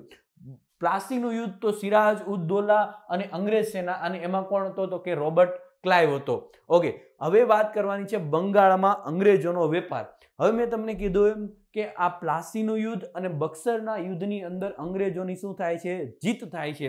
અને અહીંયાથી એવું કહેવાય છે કે બંગાળમાં હવે એ શું કરે છે? વેપારની શરૂઆતની આ જે બંને ઘટના બને છે, બક્સર અને પ્લાસીનું યુદ્ધ થાય છે અને અહીંયાથી અંગ્રેજોના હાથમાં દીવાની સત્તા આવી જાય છે. એટલે હવે એ શાસન તરફ આગળ વધશે. રેડી? અહીંયા એક ચેપ્ટર આપણે પૂરું કરીએ. હવે અહીંયા બીજું ચેપ્ટર શરૂ થાય. આ ઘટના અને આગળની ઘટના બે અલગ છે. રેડી? આગળની ઘટના પછી ધીમે ધીમે રેગ્યુલેટિંગ 1 વાળી ઘટના ચાલુ થાય. રેડી? ત્યાં આપણે એ ઘટનાને સ્ટોપ કરીએ છીએ અને અહીંયાથી એક નવી ઘટનાની શરૂઆત કરવાની છે આપણે. એ આ યુદ્ધ થયા પહેલાની વાત છે. રેડી?